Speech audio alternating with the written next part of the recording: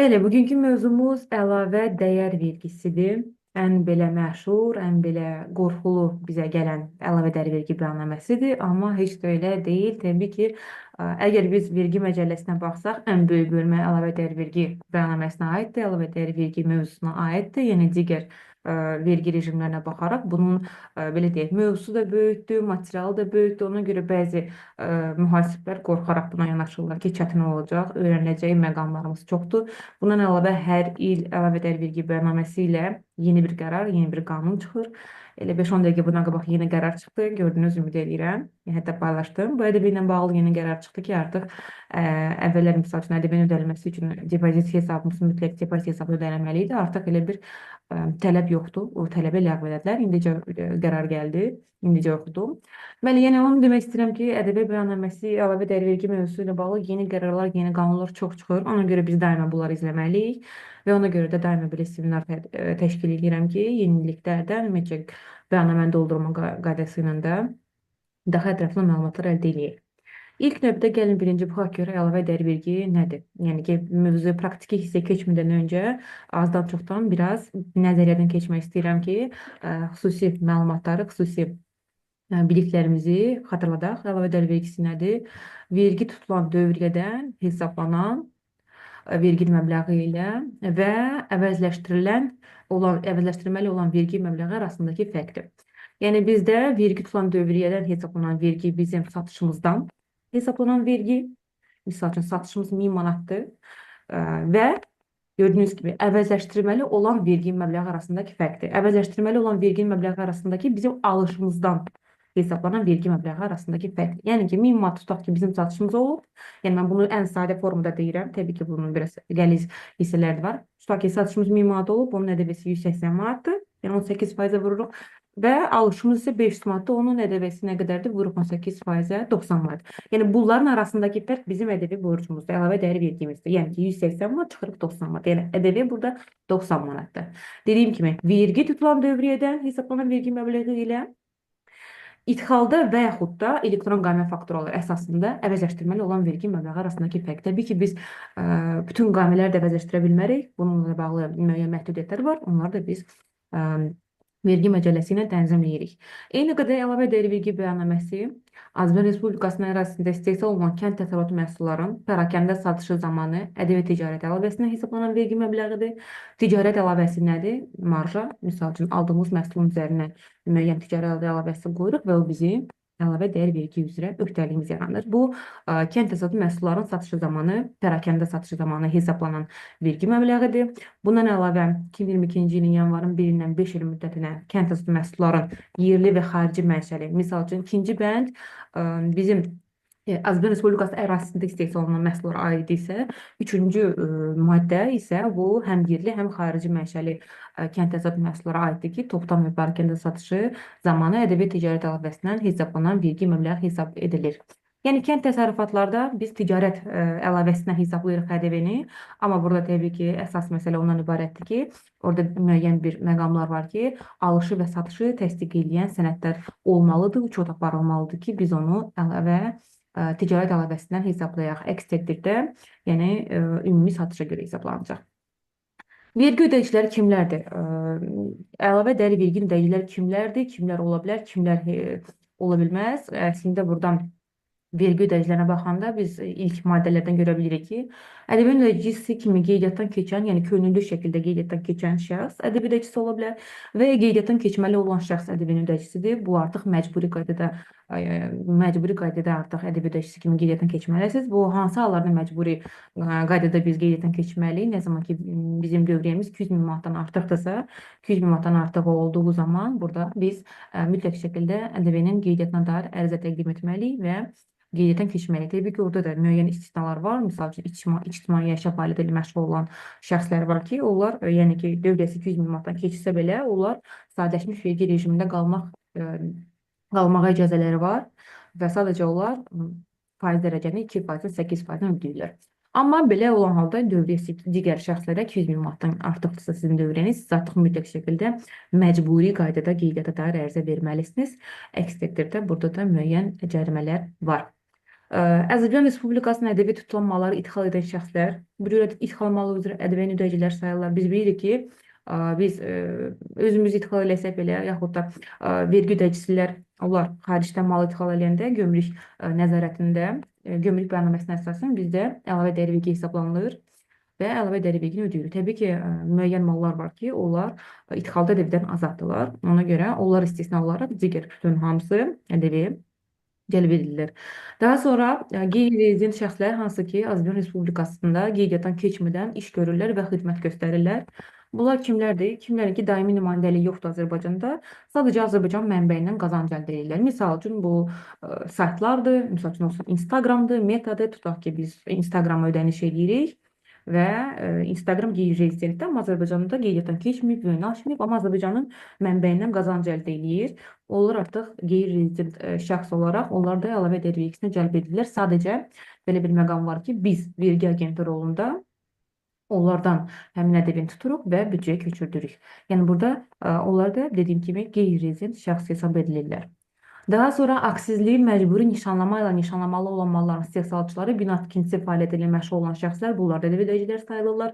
Bunlar ümumiyyətlə fəaliyyətə başladığı ilk gündən onlar ədəbi ödəyicisi olurlar. Çünki onlarda məcburiyyət var. Əvvəldən onlardan qeydiyyata dair ədəbi ödəyicisi kimi qeydiyyatdan keçirlər. Belə, yəni ki, vergi ödəyiciləri bu qədər. Kimlər vergi ödəyiciləridir? Qeydiyyata dair ərizə verilməsinə tələb edilməsi. Dediyim kimi, könüllü şəkildə də siz qeydiyyata dair ərizə verə bilərsiniz. Yəni ki, fəaliyyətinizi ilk başlayanda məcburi hallarda, əgər misal üçün dövriyyəniz 200 minə artıqdırsa, o zaman siz 10 gün ərzində ədəbi məqsədlər üçün qeydiyyata dair ərizə verməyə borclusunuz və növbəti ayın birindən, növbəti hesabat dövrünə siz artıq əlavə dəyər vergi ödəyicisi kimi siz fəaliyyət göstərirsiniz və hesabatları da ədəbi bəyannamə olaraq təqdim edirsiniz. Daha sonra bir əqd və müqavilə üzrə əməliyyatın ümumi dəyəri 200 min manatdan artıq olduğu halda, belə olan halda siz nə zaman qeydiyyat dairə ərizə verməyə tələb edilir. Ümumiyyətlə, müqavilə bağlayırıq və müqavilənin dəyəri 100 min manat, 200 min manatdan artıqdırsa, biz artıq müqavilə bağlanan tarixdən qeydiyyat dairə ərizə verməyə borcluyuq. Və kimlərdir bizdə? Sual gəldi. 200 min ədəbi daxil məbləğ nəzərdə tutulur. Xeyr, 200 min manat ədəbi daxil məbləğ deyil. Ədəbi nəzərə alınmadan məbləğdir. Ona görə, yəni ki, yalnız əsas məbləğdir. Bəli, dostlar, könüllü qeydiyyat, dediyim kimi, yəni ki, heç bir məcburiyyət olmadan biz könüllü qeydiyyata dair ərizə göndərə bilərik. Burada yenilik var. Vergi məcəlləsində yeni bir maddə əlavə edilib. 156.1-1. Bu kimliklə bağlıdır. Əgər məlumatınız varsa və ya da xəbəriniz varsa, ümumiyyətlə bizdə sadiləşmiş vergi ödəyicilərində kimlər orada vergi ödəyicisi ola bilər? Azərbaycan Respublikasının ərazisində nəqliyyat vasitəsilə sərnişin daşımanı həyata keçirən şəxslər olar, sadiləşmiş vergi ödəyicisi ola bilirlər, amma onlar əlavə dəyər vergi ödəyicisi üçün qeydiyyata alınmasına dair ərizə göndərə bilərlər könüllü şəkildə. Yalnız o halda ki, onların göstərdiyi xidmətlərə görə əldə etdiyi ödənişlər nağdsız olaraq həyata keçiriləcək. Burada taksi fəaliyyəti istisnadır. Yəni ki, burada avtobuslar ola bilər, çünki sərnişin daşımanı həyata keçirirsə. Yəni onların həm sadiləşmiş vergi ödəyicisi ola bilərlər, həm ədəbi ödəyicisi ola bilərlər. Amma ədəbi ödəyicisi olmaq üçün mütləq şəkildə göstərdiyi xidmətin dəyərini nağdsız qaydada əldə etməlidir. Yəni ki, maşında post terminal olmalıdır. Ki artıq, yəni əgər bilirsinizsə, xaricilərdə, xarici ölkələrdə, onlar demək ki, bütün taksilərdə post terminal var və ödənişlər post terminal vasitəsilə qəbul edilir. Yəni əgər bizdə də Azərbaycanda tətbiq ediləcəksə, yəni bu maddə boşuna çıxmayıb. Təbii ki, bu maddəni artıq əlavə ediblərsə vergi məcəlləsində nəzərdə tutulur ki, avtobuslarda post terminallar olacaq və ödənişi biz post terminal vasitəsilə edildiyimiz halda onlar artıq ədəbi ödəyicisi kimi qeydiyyata dair ərizə verə biləcəklər. Belə xanımlar və bəylər, vergi tutma obyekti ilə bağlı məlumat da vermək istəyirəm. Vergi tutma obyekti nədir? Ümumiyyətlə, ilk növbədə qeyd etmək istəyirəm ki, ƏDV bizdə 3% dərəcəsi var. Yəni, adətən biz hamımız bilir ki, təkcə 18%-dir, amma bundan əlavə bizim əlavə dəyər vergimiz 0% dərəcəsi ilə cəlb edilir dövriyyə, ƏDV-dən azad dövriyyəmiz də olur və 18% dərəcə ilə cəlb edilən dövriyyəmiz var. Yəni, bizdə 3 dənə ƏDV 3 kere bölünür. 18, 0 və ƏDV-dən azad olunan dövriyyə. Burada söhbət gəlir maddə 159-a toxunur ki, bizdə ƏDV-ni bəs nədən tutacağıq? Tamam, biz anladıq, əlavə dəyər vergi ödəyicilər kimlər ola bilər, qeydiyyat necə aparılır, bəs vergi tutma obyekti, yəni biz ƏDV-ni nədən tutacağıq və necə tutacağıq? Ümumiyyətlə, təbii ki, hər birimiz bilirik ki, Bizdə 159-cu maddə ilə tənzimlənir vergi tutma obyekti və burada təbii ki, malların təqdim edilməsi, işlərin görülməsi, xidmətlərin göstərilməsi, kənd təsərrüfatlarda ticarət əlavəsi vergi tutulan idxal vergi tutma obyektidir. Bunu biz artıq birinci oxuyanda artıq bildik ki, bəli, satırıq, xidmət göstəririk, iş görürük, kənd təsərrüfat məhsulları satırıq, burada ticarət əlavəsi vergi tutma obyekti. Amma bu təkcə bundan ibarət deyil. Vergi tutma obyekti təkcə bundan ibarət deyil. Bizdə bundan əlavə olaraq əlavə dəyər vergisi başqa nədən tutula bilər və nəyə görə tutula bilər vergi ödəyicidən? Və yaxud da dedim ki, vergi tutulan idxal. Burada təbii ki, istisna halları da var. Və yaxud da qeyd etdiyim kimi vergidən azad edilən idxallar da var ki, onlar idxal edilən zaman artıq bir ƏDV cəlb edilmirlər. Daha sonra tranzit yük daşıma qaydasında müvəqqəti idxal şəklində daxili istehlak üçün biz hər hansı bir məhsula idxal ediriksə, burada da ƏDV-dən azad olmalar tətbiq edilir. Daha sonra misal üçün biz əgər kiməsə hədiyyə edirik, hər hansısa bir məhsullarımızı, xidmətimizə hədiyyə edirik, əvəzsiz qaydada öz işçimizə, digər şəxslərə mal veririk. Misal üçün, əgər fikir verirsə, qida sektorunda belə promo məhsullar satılır, çox vaxt promo məhsullar təqdim edilir, satılır, yox, təqdim edilir. Supermarketlərdə və s. daddırma və bunları misal üçün buna nümunə olaraq gətirə bilərəm. Haqqı ödənilməklə və yaxud da dediyimiz kimi barter, bu da bizdə əlavə dəyər vergisində vergi tutma obyekti hesab edilir. Daha sonra normalardan artıq malların itməsi, əskik gəlməsi, xarab olması, tam amortizasiya olunmadan uçotdan silinməsi, uğurlanması belə vergi tutulan əməliyyat sayılır. Yəni, əgər bizim anbarımızda hər hansı bir məhsulumuz itibsə və yaxud da uğurlanıbsa, yenə də biz uğurlandığı anda, yəni artıq itdiyi anda biz ona görə vergi ödəyirik büdcəmizə, yəni bu bizim üçün vergi tutma obyekti hesab edilir. Və əgər biz öz fəaliyyətimizi ləğv ediriksə, qeydiyyatımızı ləğv ediriksə, amma anbarımızda müəyyən miqdarda malımız var, bu da bizim üçün vergi tutma obyektidir. Yəni biz anbarımızda olan məhsullara görə əlavə dəyər vergini ödəyirik, ondan sonra artıq fəaliyyətimizi ləğv edə bilirik. Ümumiyyətlə, yanınızda saxlayın ki, əgər siz hər hansı bir malı alıb əvəzləşdirmə etmişsinizsə, siz mütləq şəkildə ona görə, yəni itdi, fərqi yoxdur. Yəni alanda onun ƏDV-sini ödəyib əvəzləşdirmisənsə, itsə belə sən onun vergisini ödəməlisən. Uğurlandı, yenə də eyni qaydada. Daha sonra sən bağlayırsan, yenə də sən bu malı alanda əvəzləşdirməni eləmirsən, yəni büdcədən ƏDV-ni almışsan, demək ki, bu bağlansa belə sən onun ƏDV-sini ödəməlisən. Yəni ki, yadda saxlayın, əlavə dəyər vergisi dolayı vergidir. ƏDV ödəyicilər, onlar vergi agenti rejimində iştirak edirlər bu münasibətlərdə. Biz sadəcə müştəri ilə dövlət arasında nəyik? Vergi agentirik. Yəni ondan alırıq və dövlətə köçürdürük. Tutaq ki, adi bir ən belə bariz misal marketlər. Rahat, Araz, market və s. Onlar hamısı ƏDV ödəyicilərdir, düzdürmü? Biz bir müştəri olaraq gedib hər hansısa bir mal alanda, ödənişimizi etdikdə biz ƏDV daxil məhsul dəyərini ödəyirik və market bizdən ƏDV-ni tutur və büdcə köçüdür. Yəni ki, o ƏDV ödəyicisidir, amma vergi agentidir. Yəni, əlavə dəyər vergi dolayı vergidir. Vergi agenti müştəridə tutur və büdcə köçüdür. Ona görə burada əsas yadınızda saxlamalı məqam odur ki, hər hansı bir malı alanda ödəyib əvəzləşdirmişsinizsə, satanda, itəndə, hədiyyə verəndə bu vergi tutma obyektinə cəlb edilir. Belə, yəni ki, məlumat çox nəzəriyyə keçmək istəmirəm, çünki bizim seminarımız daha çox praktiki xarakter daşıyır. ƏDV-nin əlavə dəyər vergi bəyannaməsinin izahıdır. Ona görə istəyirəm artıq keçmək və müəyyən təbii ki, nəzəri bilikləri bəyannamənin üzərində sizə izah etmək istəyirəm. Deməli, bizim əlavə dəyər vergi bəyannaməmiz, ümumiyyətlə, bir söz deyim ki, yəni artıq neotaxit.gov.az-dadır bütün bəyannamələr, inteqrasiya olunub, artıq offline bəyannamələr ləğv edilir. Yəni, BTV proqrama çox güman ki, bir yaxın zamanlarda ehtiyac olmayacaq, çünki bütün bəyannamələr onlayn edilib. Amma biz yenə də bugün sizinlə offline üzərində izah edəcəyim bəyannaməni. Əlavə dəyər vergi bəyannaməmiz, deməli, necə göstərilir? Bu birinci hissədir, şəxsi məlumat hissəsidir. Burada biz əlavə dəyər vergi bəyannaməsi hissəsində birinci hissədə sadəcə vergi ödəyicisi haqqında ümumi məlumatlar doldururuq. Hansı vergi orqanında qeydiyyatdadır? Daha sonra vergi dövrü. Biz bilirik ki, əlavə dəyər vergisi aylıq təqdim edilən bir bəyannamə növüdür. Hər ay bitəndən sonra növbəti ayın 20-sinə qədər. Lakin neft şirkətləri onlar 3 aydan bir hesabat təqdim edirlər. Yəni, o əgər neft şirkəti ƏDV ödəyicisi təqdim edirsə hesabat, o rüblüyü seçir. Amma digər vergi ödəyiciləri aylığı seçir. Ay olaraq biz artıq hansı aya görə hesabatımızı təqdim etdiyimizi göstəririk. Dekabr, biz bugün dekabra baxacağız sizinlə bərabər və il olaraq da hansı ilə görə biz hesabata təqdim edirik. Daha sonra şəxsi vergi ödəyicisinin məlumatlarını qeyd edirik. Burada vergi ödəyicisinin adını qeyd edirik. Daha sonra burada mobil nömrə olaraq biz mühasibin, baş mühasibin və yaxud da məhsul şəxsin əlaqə nömrəsini qeyd edirik. və əsas fəaliyyət növünün kodu. Yəni ki, hansı fəaliyyətlə məşğulsam, biz buradan həmin kodları tapa bilərik və yaxud da şəxsi məlumatlarımızdan da kodu götürə bilərik. Mən hələ ki, bu hissəni ümumi olaraq adi şəkildə dolduram. Təqdim olunmuş əlavələrin sayı, yəni ümumiyyətlə bizdə əlavə dəyər vergi bəyannaməsində 10 dənə əlavə var. Yəni bu digər ən çox əlavə sayı ədəbiyyat bəyannaməsindədir. Digər bəyannamələrə bu qədər çox deyil. 4, 5, 6 və s. azdır.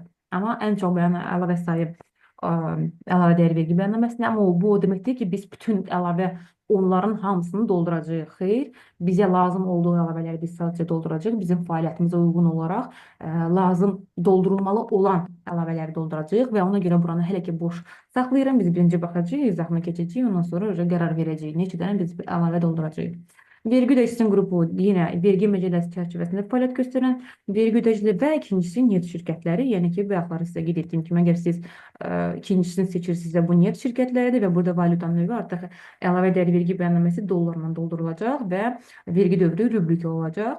Amma əgər biz vergi məcəlləsi çərçivəsində fəaliyyət göstəririksə, valyuta növü Azərbaycan manatı olacaq. Və yuxarıda bu hissədə dəqiqləşdirilmiş bəyannamənin təqdim edilməsi barəsində bildirişin nömrəsi. Yəni biz bilirik ki, biz bir bəyannaməni bir dəfə cari göndəririk, digər bəyannamələri biz dəqiqləşdirən göndəririk. Yəni hər hansısa birinci dəfə təqdim etdiyimiz bəyannamədə hər hansısa bir səhv aşkar edildikdə yaxud da uyğunsuzluq var olduğunu görsək, biz həmin bəyannaməyi dəqiqləşmiş verə bilərik. Yəni ikinci dəfə göndərə bilərik, üçüncü dəfə göndərə bilərik. Ümumiyyətlə 3 ilə qədər biz bəyannamələrimizi dəqiqləşmiş verə bilirik. Yəni ki, son 3 illik dövrə görə biz dəqiqləşmiş verə bilirik və əvəzləşməni də apara bilirik. Belə, dəqiqləşmiş biz seçdiyimiz halda burada dəqiqləşmiş bəyannamənin təqdim edilməsi barədə bildirişin nömrəsini qeyd etməliyik. Yəni ümumiyyətlə biz hesabata təqdim edəndə vergi orqanı əgər hər hansısa bir uyğunsuzluq aşkar edəndə bizə bildiriş göndərir, məktub göndərir və orada artıq uyğunsuzluğun da bildirişi qeyd edilir. Biz artıq onu qeyd etdikdə artıq vergi orqanı görür ki, biz dəqiqləşmişi hansı bildirişə əsasən təqdim edirik. Amma yeni, belə deyim, yeni sistemdə heç buna da ehtiyac olmayacaq, avtomatik olaraq özü görəcək. Tak, keçirik növbəti hissəyə. Deməli, bizdə verginin hesablaması hissəsi var və 10 dənə əlavə var. Ümumiyyətlə, verginin hesablaması hissəsində görürsünüz ki, burada deməli 7 hissədən ibarətdir. Amma bunlardan bu 7 hissənin ikisi deaktivdir. Bu ikisi artıq vahid bəyannaməyə birləşdirilib. Bizə maraqlı olan və bu 4 hissədir ki, hansı doldurulacaq bizim tərəfimizdən. Hesablaşmalar hissəsi sadəcə bizim bəyannamədə doldurduğumuz məlumatların nəticəsini göstərir.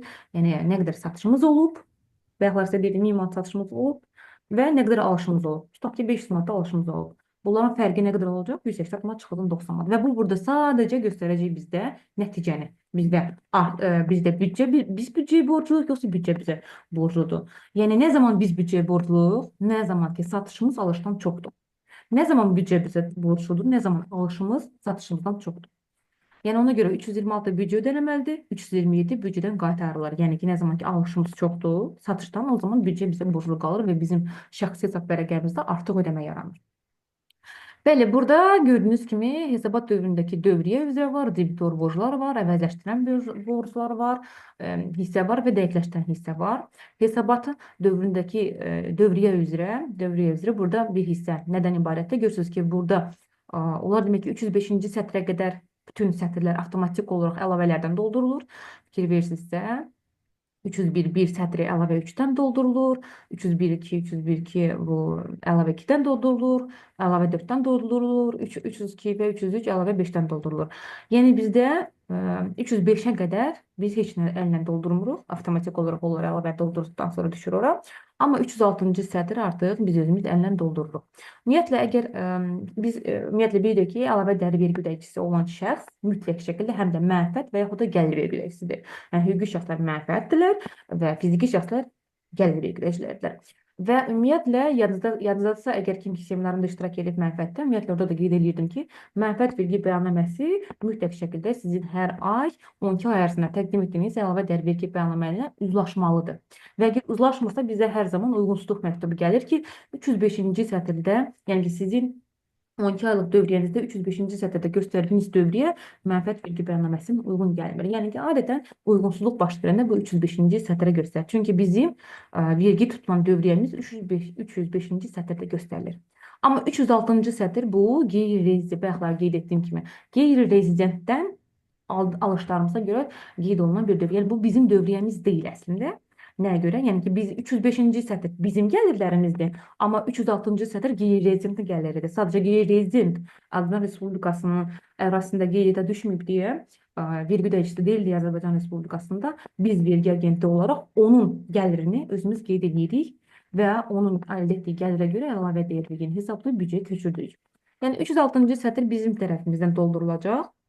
Qeyri-rezidentdə burada da artıq dövriyyə, əgər biz hər hansısa bir alışımız olub qeyri-rezidentdən təqdim edilmiş mal iştirak qiymətin dəyərinə qeyd edəcəyik. Əgər biz qeyri-rezidentdə ödəniş eləmişiksə, burada artıq daxil olmuş məbləği qeyd edəcəyik. Yəni ki, ümumiyyətlə 306-cı sətr mütləq şəkildə əlavə 7 ilə uyğunlaşmalıdır. Necə? Yəni 306-cı sətirdə biz təqdim etməni qeyd edirik, amma ödənişləri əlavə 7-də doldururuq. Əlavə 7 qeyri-rezidentin büdcə ödədiyi ədəbi məbləğləri barəsində məlumat. Yəni ki, yadda saxlayın. 306-cı sətirdə daxil olmuş məbləği qeyd edirsinizsə, 7-ci əlavədə mütləq şəkildə doldurulmalıdır və göstərilməlidir. Biz ödənişi kimə eləmişik, nəyə görə eləmişik, hansı ölkədə qeydiyyatdadır mənim ödəniş elədiyim qeyri-rezident və s. və ilaxır. Təbii ki, bunun indi bizim praktikamızda bir misallar var, onu da elə dolduracaq və siz artıq biləcəksiniz onu necə doldurmaq lazımdır. Belə burada deməli, görürsünüz ki, 4 sütundur, 2-ci sütun satışdır, 3-cü sütun əldə etdiyimiz məbləğdir və 4-cü sütun ədəbi məbləğdir. Bu avtomatik olaraq hesablanılır. Gəldik debitor borclar hissəsinə. Debitor borclar hissəsi ümumiyyətlə müəssisənin alacaqlarıdır. Yəni ki, biz nisiyə satışlar ediriksə, bizim mütləq şəkildə bunun uçota aparılmalıdır. Və uçota aparılması üçün biz debitor borclar hissəsini doldurmalıyıq. Və bunun nəticəsi, misal üçün, biz 2024-cü ilin əlavə dəyər vergi bəyannaməsinin 12-ci dekabr ayını təqdim ediriksə, bunun sonuna olan debitor borc məbləği bizim 2024-cü ilin mənfəət vergi bəyannaməsində göstərdiyimiz debitor borclar hissəsi ilə uyğunlaşmalıdır. Əks təqdirdə buna görə də uyğunsuzluq məktubu gələ bilər ki, yəni sən 2024-cü ilin mənfəətində bu qədər göstərmisən debitor borc, amma ƏTV-dən səndə tamam fərqli bir rəqəmdir. Yəni ona görə mütləq şəkildə sizdə debitor borcu uyğunlaşmalıdır.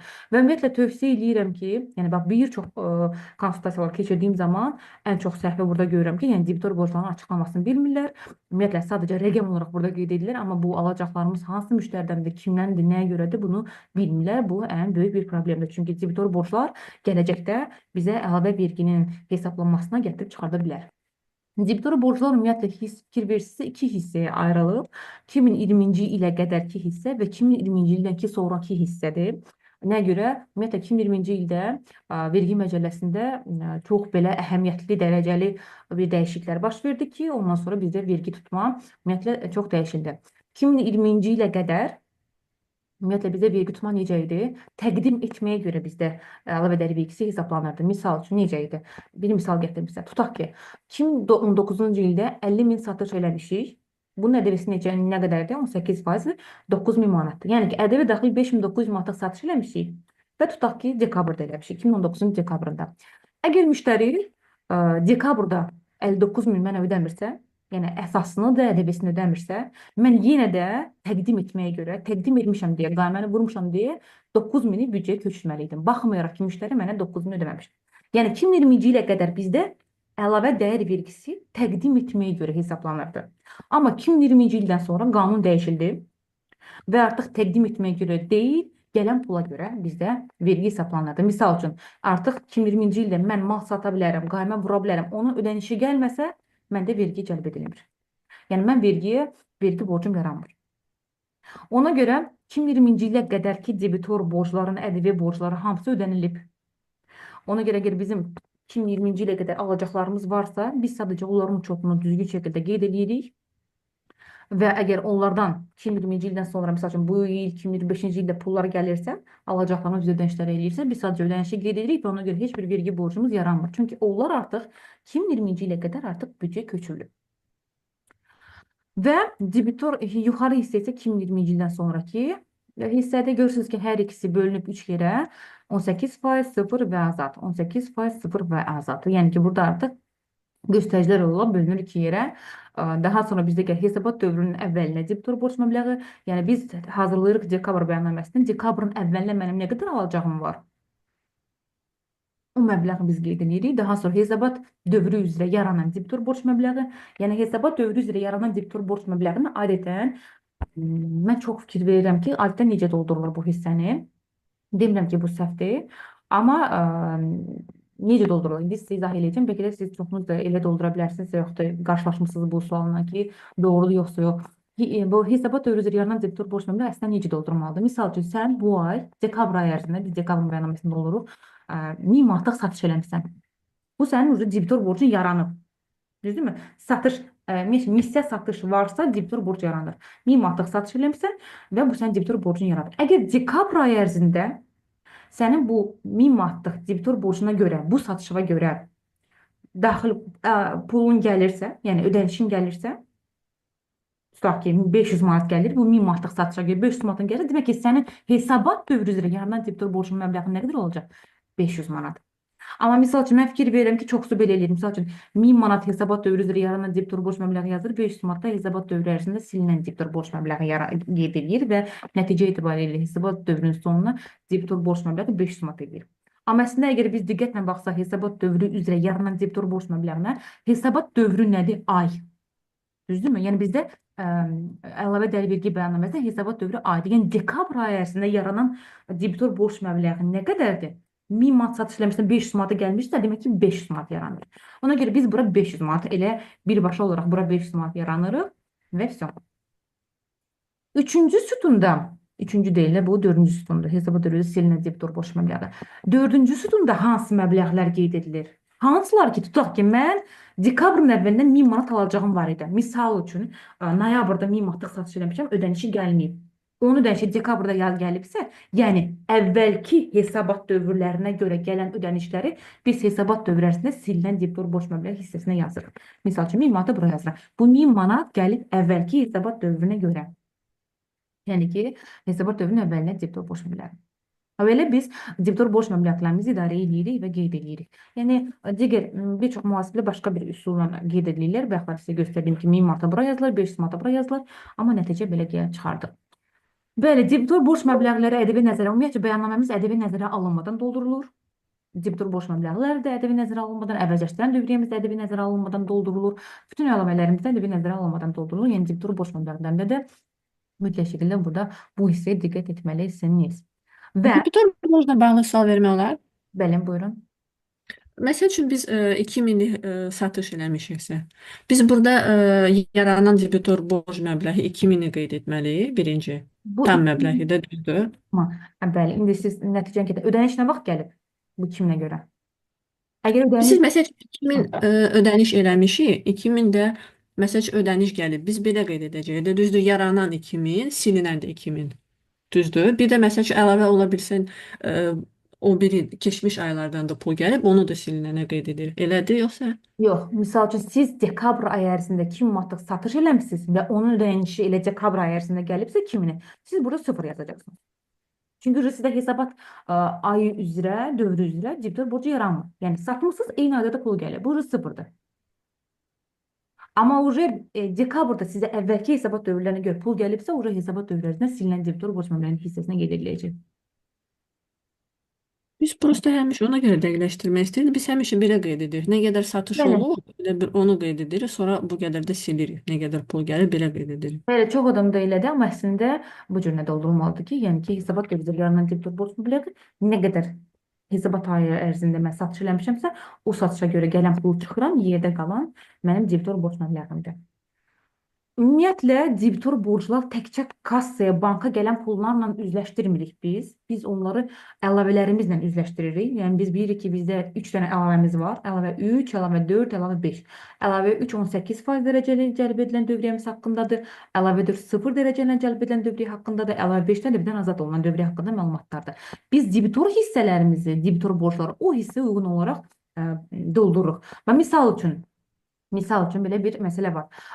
Bizdə tutaq ki, hesabat dövrünün əvvəlinə 5000 manatlıq satış eləmişik. Tutaq ki, noyabr ayında biz 5000 manatlıq satış eləmişik. Amma biz dekabr ayında onun işçilərimizə maaş əvəzi misal üçün ödəniş edə bilərik və yaxud da yox, o misal yox. Misal üçün burada bir hissə var, onu indi keçəcəyik biz sizinlə. Misal üçün Malların təqdim edilməsi üzrə yaranan debitor borclar üzrə iddia müddəti bitib. Misal üçün, bizdə mülki məcəlləsinə əsasən bizdə debitor borclarında iddia müddəti var ki, misal üçün, əgər debitor borclarımız var, 3 ildir, 5 ildir debitor borcumuz var, ödəniş gəlmirsə, biz artıq özümüz məcburi qaydada onu vergi cəlb etməliyik. Yəni ki, müştəri ödənişi eləməsə belə, onun iddia müddəti keçdiyinə görə mən artıq onun daxil olmuş hissə qeyd eləyirəm. Tutaq ki, 5 min manat bu məndə iddia müddəti keçdiyinə görə mən artıq onun vergisi ödəməliyəm. Ona görə biz burada artıq əlavə 3-ə görə, əlavə 3-də qeyd etdiyimiz məbləğə görə debitor borclardan silinən qeyd etməliyik. Yəni biz təkcə debitor borclarını bankla üzləşdirmirik. Biz debitor borclarını əlavə 3-ə, 4-ə və 5-ə görə qeyd edirik. Bizdə dediyimiz kimi, bizdə tələb güzəştdə ola bilər. Bizdə misal üçün debitor borclarının iddia müddəti bitə bilər. Ona görə bizim debitor borclarımız azalır. Ona görə də biz mütləq şəkildə debitor borclarını qeyd edəndə, uçotun aparanda biz əlavələrlə onu dəqiqləşdiririk, əlavələr uyğun olaraq qeyd edirik. Gəlir bizdə əvəzləşdirilən dövriyə. Əvəzləşdirilən dövriyə siz bilirsiniz ki, ümumiyyətlə Azərbaycan Respublikada 2 dənə əvəzləşdirilən vergi növü var. Bu ƏDV-dir və aksiz vergisidir. Aksiz vergisi yalnız aksiz vergi ödəyiciləri tərəfindən əvəzləşdirilir, amma əlavə dəyər vergisi də ƏDV ödəyiciləri tərəfindən əvəzləşdirilir. Burada demək ki, əvəzləşmə nədir? Yəni biz ümumiyyətlə əvəzləşməni elektron qayma fakturalar əsasında edə bilirik və idxala görə biz ƏDV-ni əvəzləşdirə bilirik. Sadəcə əvəzləşdirən hissəni doldurduqdan sonra biz mütləq şəkildə elektron qayma bölməsindən əvəzləşmə paketində göndərməliyik. Deməli, əvəzləşdirən dövriyyədə nədir? Biz burada yenə də 308-ci sətirdə 175.1-ci maddəsinə əsasən alınmış elektron qayma faktura əsasında ödədiyimiz məbləğləri əvəzləşdirə bilirik. Misal üçün, bizim alışlarımız var və biz alışlarımıza görə ödənişimiz eləmişiksə, ödədiyimiz əsası və ödədiyimiz əsas da ona mütənasib olaraq ƏDV-ni ödəməliyik ki, biz onu əvəzləşdirə bilək. Daha sonra 308.1 gəlirdən birbaşa çıxılmayan kapital xarakterli xərclər üzrə əvəzləşdirmələr. Misal üçün, biz bilirik ki, bizim əsas vəsaitlərimiz var. Əsas vəsaitlər gəlirdən birbaşa çıxılmayan kapital xarakterli xərclərimiz kimi hesab edilir. Yəni ki, əsas vəsaitlərimizə görə ödədiyimiz ƏDV-ləri biz 308.1-ci sətirdə qeyd edirik. Əsasımızı və ƏDV-ni elektron qayma əsasında görə biz hər hansı bir əsas vəsait almışıqsa, əsas vəsait nəqliyyat, vasitə avadanlıq, maşın və s. belə axır. Daha sonra 309-cu sətirdə 2001-ci il tarixinə olan borcların nağdsız qaydada ödənilmiş məbləği də əgər bizim 2001-ci ilə hər hansı bir kreditor borclarımız varsa və biz indi onu ödəyiriksə, o zaman biz 309-cu sətirdə qeyd edirik. Daha sonra 310 və 310.1 bu da yenə də biz idxalda biz dediyim kimi biz əvəzləşmə nə zaman aparırıq? Bir elektron qayma əsasında ödənişlərimiz olanda biz əvəzləşmə edə bilirik və idxalda biz ödədiyimiz ƏDV-ləri əvəzləşdirə bilirik. Sadəcə burada ikisinin arasında bir fərq var ki, elektron qaymələr əsasında biz yalnız nağdsız qaydada ödənişləri etdiyimiz halda əvəzləşməni apara bilirik, amma idxalda, misal üçün biz idxala görə ƏDV-ni ödəyəndə nəqd ödəsək belə biz onu əvəzləşdirmə hüququna malikik. Ona görə belə də deməli elektron qayma əsasında əvəzləşmələr 308-ci sətirdədir, 310-cu sətirdə isə idxala görə ödədiyimiz ƏDV-lərdir və fikir verirsə burada da qeydlərdə göstərilir ki, 310-cu sətr və 311-ci sətirlər əlavə 1-dən doldurulur. Əlavə 1 bizim yük gömrük bərnamələrimizdir. Yəni biz artıq birinci əlavə 1-i doldurduqda avtomatik olaraq əvəzləşmələr gəlib 310-cu sətrə düşəcək. Yəni burada da idxalda ƏDV cəlb olunmuş mallara görə ödənilmiş məbləğ avtomatik çıxır, amma 310.1-ci sətirdə bu yenə də əgər idxal eləmiş hər hansısa bir avadanlıq, maşın, əsas vəsait, ona görə ödədiyimiz ƏDV-ni də biz eyni qaydada idxalda əvəzləşdirə bilirik. Və var idxalda ƏDV-dən azad olunan mallara görə ödənilmiş məbləğ, hansılarda ki, yəni biz ƏDV ödəmirik, sadəcə əlavə 1-də biz onu 311-ci sətirdə qeyd edirik. 312-ci sətr yenə də bizim əlavə 7-imizdir. Əlavə 7-imiz nə idi? Qeyri-rezidentə ödədiyimiz ƏDV-lər. Qeyri-rezidentə ödədiyimiz ədəvələri biz əvəzləşdirmə hüququna malikik. Və ona görə biz burada avtomatik olaraq qeyri-rezidentə ödədiyimiz məbləğləri qeyd etdikdə o avtomatik gəlir düşür 312-ci sətirə. Və var bizim əvəzləşdirməsinə yol verilməyən ƏDV məbləğləridir. Bu əyləncə xarakterli, yemək xərcləridir, əyləncə xarakterli ödəmələrdir. Daha sonra əgər biz misal üçün sadələşmiş vergi ödəyicisi olaraq hər hansısa bir mal almışıqsa və indi ƏDV ödəyicisi olaraq onu satırıqsa, biz ona görə ƏDV-ni əvəzləşdirə bilmirik. Çünki sadələşmiş vergi rejimində olmuşuq. Və yaxud da ümumiyyətlə yadınızdadırsa bizdə dediyim kimi 3 rejim var. ƏDV 18% dərəcəsi ilə, ƏDV 0% dərəcəsi ilə və ƏDV-dən azad olunan dövriyyədir. İndi burada sual var ki, ikisinin arasında, məsələn, ədəbiyyat 0% dərəcəsi ilə və ədəbiyyatdan azad olunan dövriyyə arasında fərq nədən ibarətdir? İkisi də, yəni belə baxanda sıfırdır.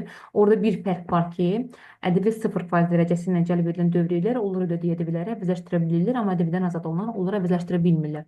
Ona görə bizdə 315-ci sətir, əgər bizim bir neçə fəaliyyətlə məşğulluqsa və orada ədəbiyyatdan azad dövriyyəmiz varsa, 315-ci sətirdə biz onu göstərməliyik. İndi bunu praktiki misal əsasında əlavə eləmişəm onu praktikamıza, onu da görəcəksiniz. Misal üçün, Ana müəllimə bir sual verə bilərəm bununla əlaqədar. bəli, buyurun. Məsələn, biz ƏDV ödəyicisi bir şirkət isə hər hansısa bir restoranda, belə deyək də, bir kooperativ eləmişik. Oradan gələn qaymənin ödənişi olunan zaman onlar ƏDV ödəyicisidirsə, o halda biz onu əvəzləşdirə bilmirik də, düz başa düşdüm? Yox, siz əvəzləşdirə bilirsiniz. Yəni, əgər sizin fəaliyyətiniz əyləncə xarakterlidirsə, əyləncə və yemək xarakterlidirsə, bəli, siz ödədiyiniz ödənişləri əvəzləşdirə bilirsiniz. Amma digərləri, misal üçün bizim caterinqə falan ödədiklərimiz, onları biz əvəzləşdirə bilmirik. Əgər amma sizin fəaliyyətiniz bununla bağlıdırsa, siz ödəyib əvəzləşdirə bilirsiniz. Yəni bununla bağlı deyilsə, tutaq ki, reklam sahəsidirsə, hardansa catering xidmətinə onu da əvəzləşdirə bilmirik, düz başa düşdüm də. Bəli, bəli. Çox sağ olun. Deməli, bizdə təbii ki, yeni bir qanun da çıxmışdı ki, yəni yadınızdadırsa, əvvəllər ümumiyyətlə yemək xərcləri gəlirdən çıxılan xərclərə aid edilmirdi, amma artıq bu da dəyişilib ki, yemək xərcləri də müəyyən norma daxilində gəlirdən çıxan xərclərə aid edilir. Deməli, belə, əvəzləşdirən hissə ilə bağlı bu qədər. Bayaqlar bir misal gətirmək istəyirdim bu 175-ci maddə ilə bağlı ki, əvəzləşdirmə icazə verilməyən ədəbi məbləği.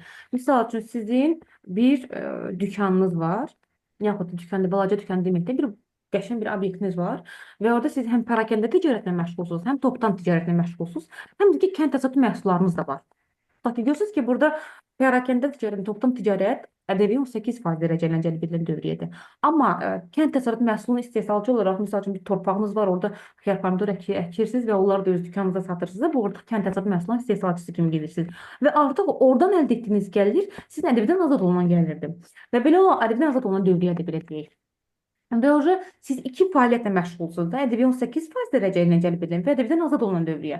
Ona görə burada siz artıq ədəbiyyatdan azad olunan dövriyyə görə ödədiyiniz məbləğləri əvəzləşdirə bilmirsiniz. Orada artıq xüsusi çəki tapılır və xüsusi çəkiyə uyğun olaraq da ədəbiyyat əvəzləşməsi aparılır. İndi biz bunu baxacağıq bir yerdə. Və dəqiqləşdirən dövriyyə var. Ümumiyyətlə, son vaxtlarda gələn uyğunsuzluqların əksəriyyəti dəqiqləşdirən dövriyyə ilə bağlıdır. Misal üçün, dəqiqləşdirən dövriyyə nə deməkdir? Misal üçün, hər hansısa bir qaymə göndərmişik, texniki səhv olaraq 50 manatın yerinə, 60 manatın yerinə 600 manat qeyd eləmişsiniz, 1000 manatın yerinə, tutaq ki, belə deyək də, 10 minin yerinə 1000 manat yazmışsınız. Yəni ki, dəqiqləşdirən dövriyyə nə deməkdir? Tutaq ki, hər hansısa bir qaymədə səhvlik olub, vazvrat olub, yaxud da siz vazvrat eləmişsiniz. Yəni, belə hallar baş verir bizdə. Biz bilirik ki, biz fəaliyyətimizdə vazvratlar da ola bilər, bizə də kimsə məhsulumuzu vazvrat elə bilər, kimsə qayməni ləğv elə bilər, geri qaytara bilər. Belə olan halda biz dövriyyəmizi dəqiqləşdiririk. Məsələn, əvvəlki dövrlərdə necə olurdu? Biz qayıdırdıq, məsələn, tutaq ki, bugün indi fevral ayıdır da, 2025-ci ilin fevral ayıdır. Tutaq ki, mən hər hansısa 2024-cü ilin oktyabr ayının qayməsini ləğv elədim və yaxud da vazvrat elədim. Əvvəlki dövrdə mən nə edirdim? Qayıdırdım təzədən oktyabr ayına, onu düzəldirdim. Siz də bilirsiniz də, ədəbiyyat bəyannaməsi zəncirvarıdır. Debitor borclar hissəsinə görə zəncirvarıdır. Yəni ki, oktyabr dəyişdirdimsə, təzən dekabr dəyişdirdim, təzən yanvar dəyişdirdim, təzən fevral da gəlib dəyişdirdim. Yəni ki, əvvəllər elə olurdu. Ki, misal üçün, hansısa əvvəlki ayların qaymələrini biz düzəliş ediriksə, biz əvvəlki dövrlərə qayıdıb təzədən hamısını bir-bir düzəldirdik. Amma indi elə deyil. Misal üçün, mən artıq əvvəlki ayda baş verən istənilən bir dəyişikliklə bağlı sadəcə dəqiqləşdirən dövrəmi qeyd edəcəm və bununla da işim bitdi. Misal üçün, fikir versiniz burada ədəbiyyat cəlb olunan artırılan dövriyyə və azaldılan dövriyyə. Misal üçün, mən satış eləmişəm müştəriyə 50.000 manat. Və müştəri onun 25.000-i geri qaytarır.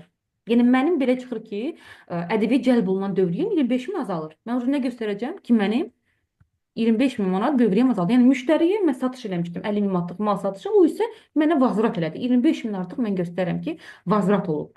25.000. Sadəcə artıq yadda saxlayın ki, dəqiqləşdirən dövriyyədə, yəni əgər mən müştəri 50.000 sat eləmiş, o 25.000-dən qaytarıbsa, demək ki, mənim ondan alacağım da 25.000 azalıb, düzdür? Yəni debitorum da 25.000 azalıb. Ona görə mən mütləq şəkildə debitor borclar hissəsində də onu 25.000 manat azalma verməliyəm. Yəni burada mənə prosta belə qalaq tutaq ki, indi 50.000 göstərirlər və 25.000 azalma verməliyəm. Yəni ki, dəqiqləşdirən hissəni sırf bizim dövriyyəmizlə bağlı, ƏDV cəlb edilən dövriyyə ilə bağlı, ƏDV sıfır və ƏDV-dən azad olunan dövriyyə ilə bağlı hər hansı bir dəyişiklik baş verəndə biz mütləq şəkildə debitor borclara da o hissəyə düzəliş verməliyik. Dəqiqləşdirən dövriyədə misal üçün burada azalılan və yaxud da var artırılan dövriyyə. Əksinə səhv bizim olub. Biz 500 manat yerinə 50 manat yazmışıq. Biz artıq nə etməliyik? Təzədən qayməni düzəlişə göndəririk və 50 manat edirik 500 manat. Məsələn, tutaq ki, keçən ay biz 50 manat da qaymə göndərmişik. Bu il onu düzəldirik və göndəririk 500 manat. Biz artıq nə edirik? Burada ƏDV cəlb olunan artırılan dövriyyə üzrə ƏDV-nin hesablanması qeyd ediləcək 450 manat ki, mənim dövriyyəm artırıldı. Və eyni qədər debitor borclar hissəsində də mən onu necə yazacağam? Hesabat dövrü üzrə yarınan debitor borc məbləği 450 manat. Yəni ki, istənilən bir dəyişiklik baş verəndə dəqiqləşdirən dövriyyədə biz onu mütləq şəkildə qeyd edirik. Amma belə bir nüans da var ki, misal üçün burada biz dövriyyə məbləğini qeyd elədik. Amma burada ödəniş məbləği qeyd edilməyib. Tutaq ki, burada belə bir məsələ var ki, mən satışa eləmişəm 50 min və müştəri o 50 mini uca ödəyib. 50 min plus ƏDV. 50 min 900 manat ödəyib. Yəni amma bir ay sonra o 25 mini qaytarıb, amma o 50 mini ödəyib axı. Ödənişin ödəyib. Yəni bazlat elədiyi məhsulun ödənişini ödəyib. Belə olan halda biz nə edirik? Hansı hallar baş verir? Belə olan halda o ödədiyi məbləği ya hər hansı bir başqa bir qayma ilə əvəzləşdiririk, ya da təzədən ödənilmiş məbləğdə burada 25 min yazırıq və fikir verin məsələyə. 25 min burada yazdıqdan sonra fikir verirsinizsə, mən burada onda əvəzləşdirən dövriyən tak. 25 min burada yazdığım halda yəni məndə nə hesablanır? Əlavə dəyər vergi məbləği hesablanılır. Və bu deməkdir ki, məndə artıq 4500 manat vergi borcum yaranır.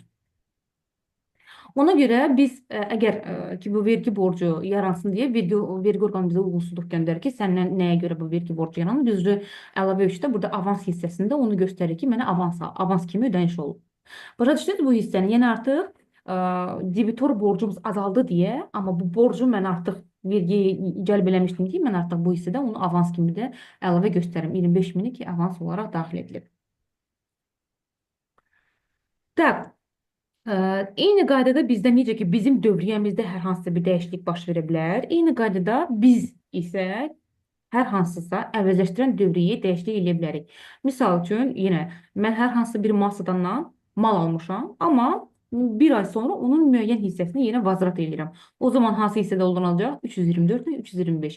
Yəni ki, 324 azaldılmasına görə, amma 325 artırılmasına görədir. Tutaq ki, 324-cü sətirdə 50 minlik mal almışdım, yenə də tutaq ki, 30 minin vazrat edirəm. Oca göstərirəm ki, əvəzləşdirən əməliyyatların azaldılmasına görə 30 min manat. Əgər ödənilmiş məbləğ, biz artırılmasına qeyd edirik, amma burada qeyd etməyik. 30 min manat vazrat olunub. Və ki, ödənilmiş məbləği yazmışam. Yəni, əgər mən aldığım malın 30 minin geri qaytarım və onun ƏDV-sini əvəzləşdirmişəmsə, məndə artıq hesablaşmalarda bu 30 min vergi borcu olaraq büdcə ödənilməli olacaq, yaranacaq. Nəyə görə? Çünki mən keçən ay onu əvəzləşdirmişəm. İndi isə vazrat eləmişimsə, əksinə mənim vergi borcum yaranır. Yəni, belə hallarda biz mütləq şəkildə dəqiqləşdirən dövriyyə diqqət etməliyik. Yəni, dəqiqləşdirən dövriyyə nə zaman baş verə bilər? Əməliyyatın xarakteri dəyişildi, əməliyyatın dövriyyəsində hər hansı bir dəyişiklik baş verdi, əməliyyat saf göndərilib, əməliyyata düzəliş edirik. Yəni, belə olan halda mütləq şəkildə dəqiqləşdirən dövriyyə doldurulmalıdır. Tak, bu bölmə ilə bağlı suallarımız varmı? Bizim debitor, əvəzləşdirən, dəqiqləşdirən. 5000 burada həm buradan qeyd eləmişəm mən. Məsəl üçün biz satış eləmişik 20 mində, müəyyən qədər məbləğ qaytarılıb bizə, məsəl üçün 10 mində. Biz onu dəqiqləşdirəndə qeyd edirik də, düzdür? Dəqiqləşdirilən hissində. Siz noyabrda 20 min satış eləmişsiniz. İndi tutaq ki, onun 10 mini geri qaytarılıb. Nə olacaq? Sənin ƏDV cəlb edilən dövriyyən azaldı. Nə qədər? 10 min. Oca göstərsin ki, burada 10 min mənə vazrat edilib. Və burada debitor borclarda da bunu 10 min siləcəksiniz. Çünki vazrat olunubsa, müştəri sənə 10 min manat borcu azalır. Bir də siz bayaq dediniz, nəsə avansda da qeyd edirik. O hansı halda qeyd olunur? Aha. Avansda hansı hallarda qeyd olunur? Misal üçün, bu 10 minin müştəri əvvəlcədən pulunu ödəmir. Bax, 20 min mən ona satış eləmişdim. Tutaq ki, burada debitor silinir. Tutaq ki 20 min mən ona satış eləmişdim noyabr ayı ərzində. O da 20 mini ödəmişdi. İndi isə o 20 minin ödədiyi məhsulun 10 mini qaytarır. Düzdür, burada göstərir ki, ödənilmiş məbləğ 10 min manat. Yəni fikir versin ki, burada 1800 manat mənim büdcədə mənə qaytarır. Büdcə mənə borcludur. Nəyə görə? Çünki axı mən onu vergi cəlb etmişdim keçən ay 1800 manat. İndi isə o vazrat edilir. Belə Elə bir pul bizə gəlmişdi, sonra biz qaytarırıq da o pulu. Aysa, sadəcə belə bir məsələ var da, biz burada qeyd eləyəndə, dəqiqləşdirən dövrdə qeyd eləyəndə, vergi orqanından bizə uyğunsuzluq məktubu gəlir ki, niyə axı səndə keçən ay pul gəlmişdi, nəyə görə səndə indi bu büdcədən qaytarılır? Nəyə görə sənə belə artıq ödəməyə düşür? Siz ona görə bunu avans hissəsində qeyd eləməlisiniz, avans hissəsində ki, yəni ki, bu sizdə vergi cəlb edilsin və təqdim edəcək malların və yaxud da xidmətlərin yerinə və 10 min burada. Bəli, yəni siz bayaqlar dediyiniz kimi, yəni 10 min manatdan o ödənişi gəlmişdi və biz keçən il artıq onu büdcəyə köçürtmüşdük. İndi təzədən bu əgər azalırsa, mən onu təzədən büdcədən qaytarıram. Amma büdcə buna görə uyğunsuzluq bizə göndərir. Yəni yeni qayda əsasında ədəbi ödəmədən əsas məbləğ ödəyib ədəbi ödəmələrini bir neçə gün sonra saxlar. Yox, o qayda onunla bağlı deyil xanım. Onunla bağlı deyil. O sadəcə yeni qayda onu izah eləyir ki, bizə yəni əvvəllər ƏDV depoziti hesabına ödənməli idi mütləq şəkildə. İndi amma bank hesabımıza da ödəniş olsa problem yoxdur. Yəni ki, bu qəbul edilir. ƏDV-nin bank hesabı ödənilməsi. Tak, yenə bu hissə ilə suallarımız var, xanımlar və bəylər. Nə başa düşmədim. Məsəl üçün 10 mini biz qeyd edirik avansda. Yenə hesablanmayacaq ki, məbləğ ona. 10 mini avans, elə onu deyirəm də.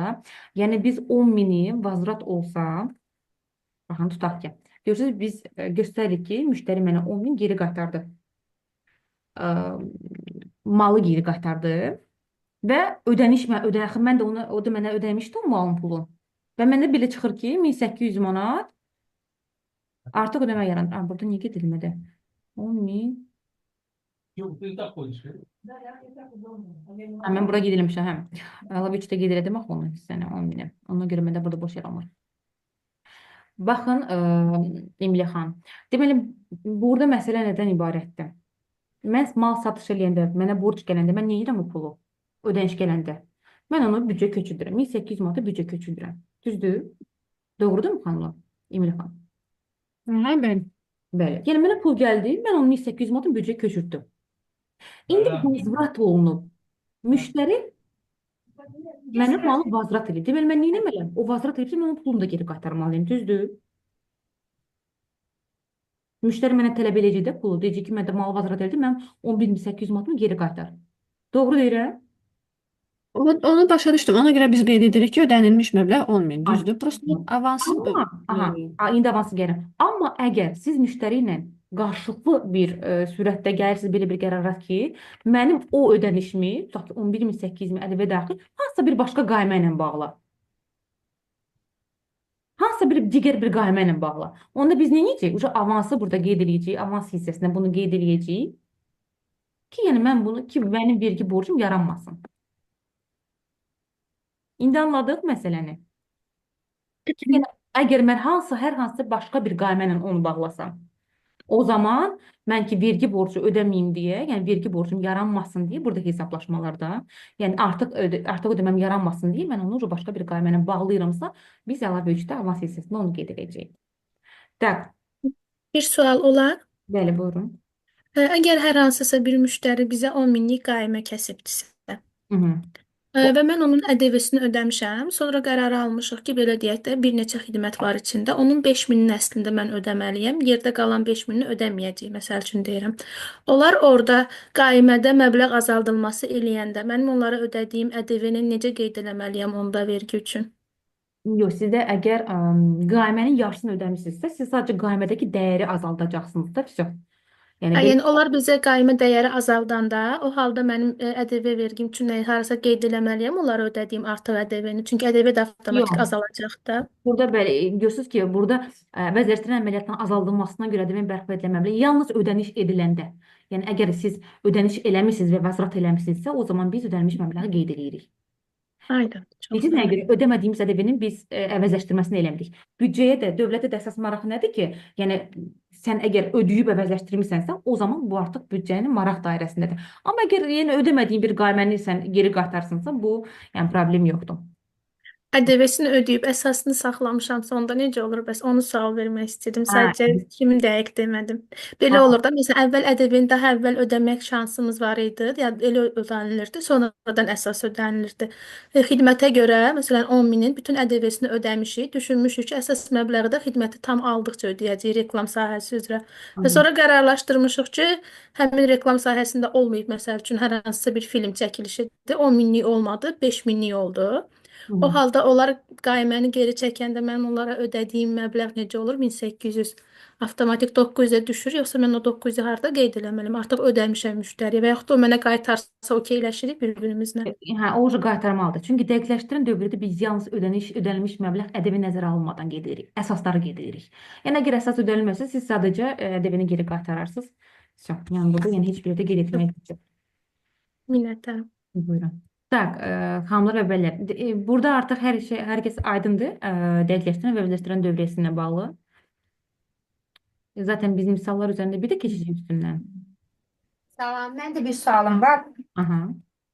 Burada məsələn aşağı eni zəhmət olmasa bu əvəzləşən hissə ilə bağlıdır. Deyək ki, əvvəlki dövrdə əvəzləşdirdiyim məbləğ indi artıbdır da. Yəni 90 əvəzləşdirməliydim deyək, 60 əvəzləşdirmişdim. İndi 90 əvəzləşdirməliyəm də 90 manat.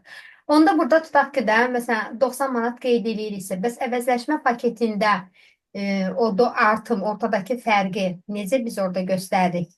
Çünki Zaten qaymənin dəyəri dəyişilir də, artırılır. Siz zaten уже əvəzləşdirəndə o fərqi orada əvəzləşdirəcəksiniz. yəni qaymənin dəyəri dəyişir. Məsələn, yenə 90 olur da. Əvvəl 60 idi. Qaymənin dəyəri zaten. Burada yəni Tam 90 olanı göstərirəm onda mən.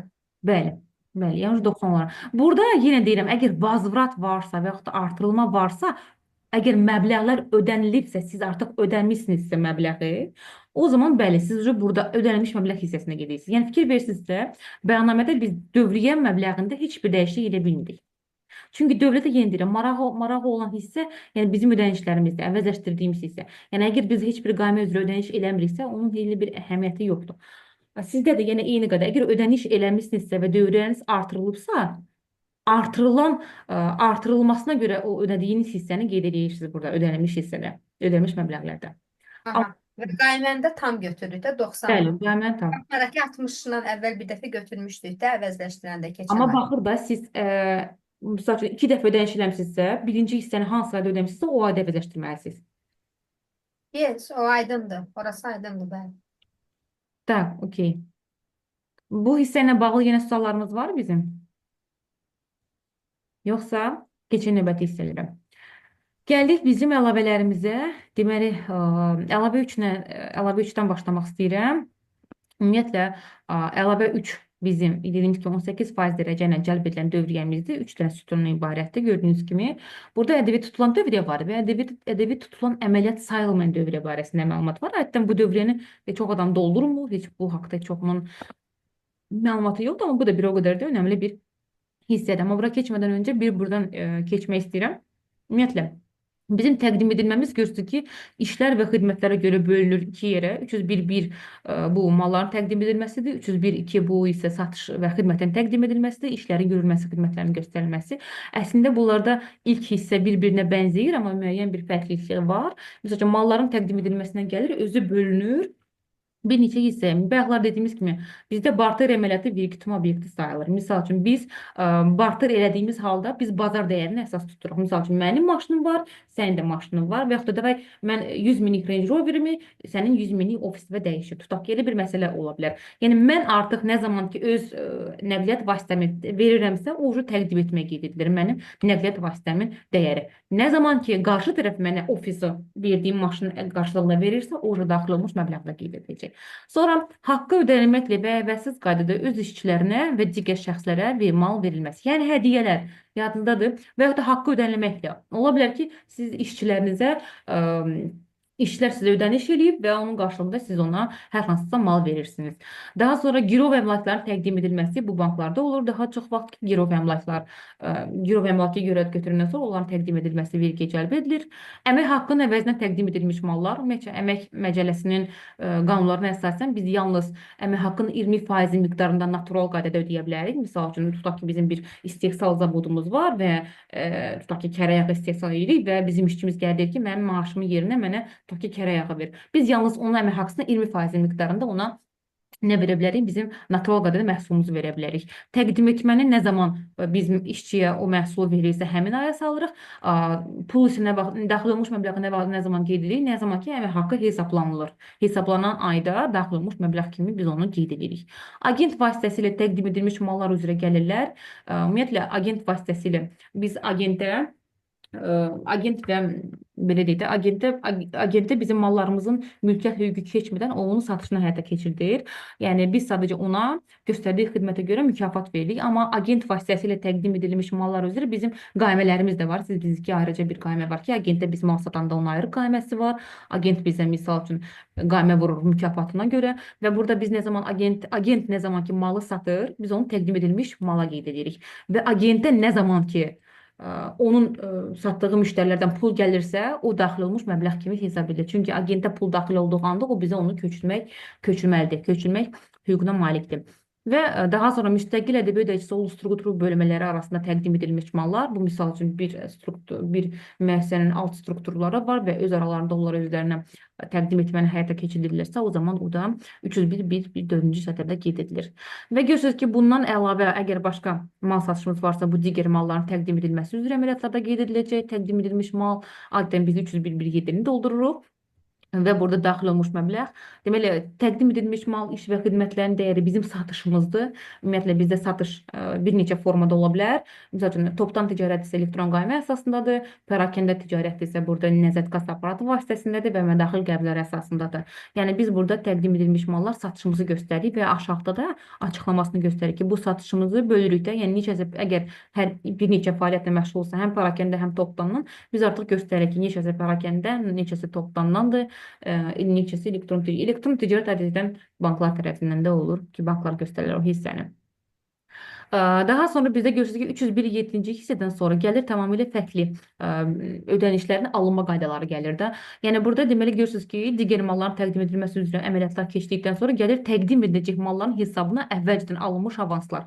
Yəni, biz bilirik ki, bizim avans qaymələrimiz çıxıb və avans qaymələri nə zaman təqdim edilir, nə zaman ki, bizə avans ödənişlər gəlir. Biz, yəni, avans ödənişləri daxil olmuş məbləğə göstəririk, amma avans qayməni bəyannamədə göstərmirik. Çünki burada yalnız təqdim edilmiş mallara görə qaymə vurulmalıdır. Avans qaymə o təqdim edilmə adəti yoxdur.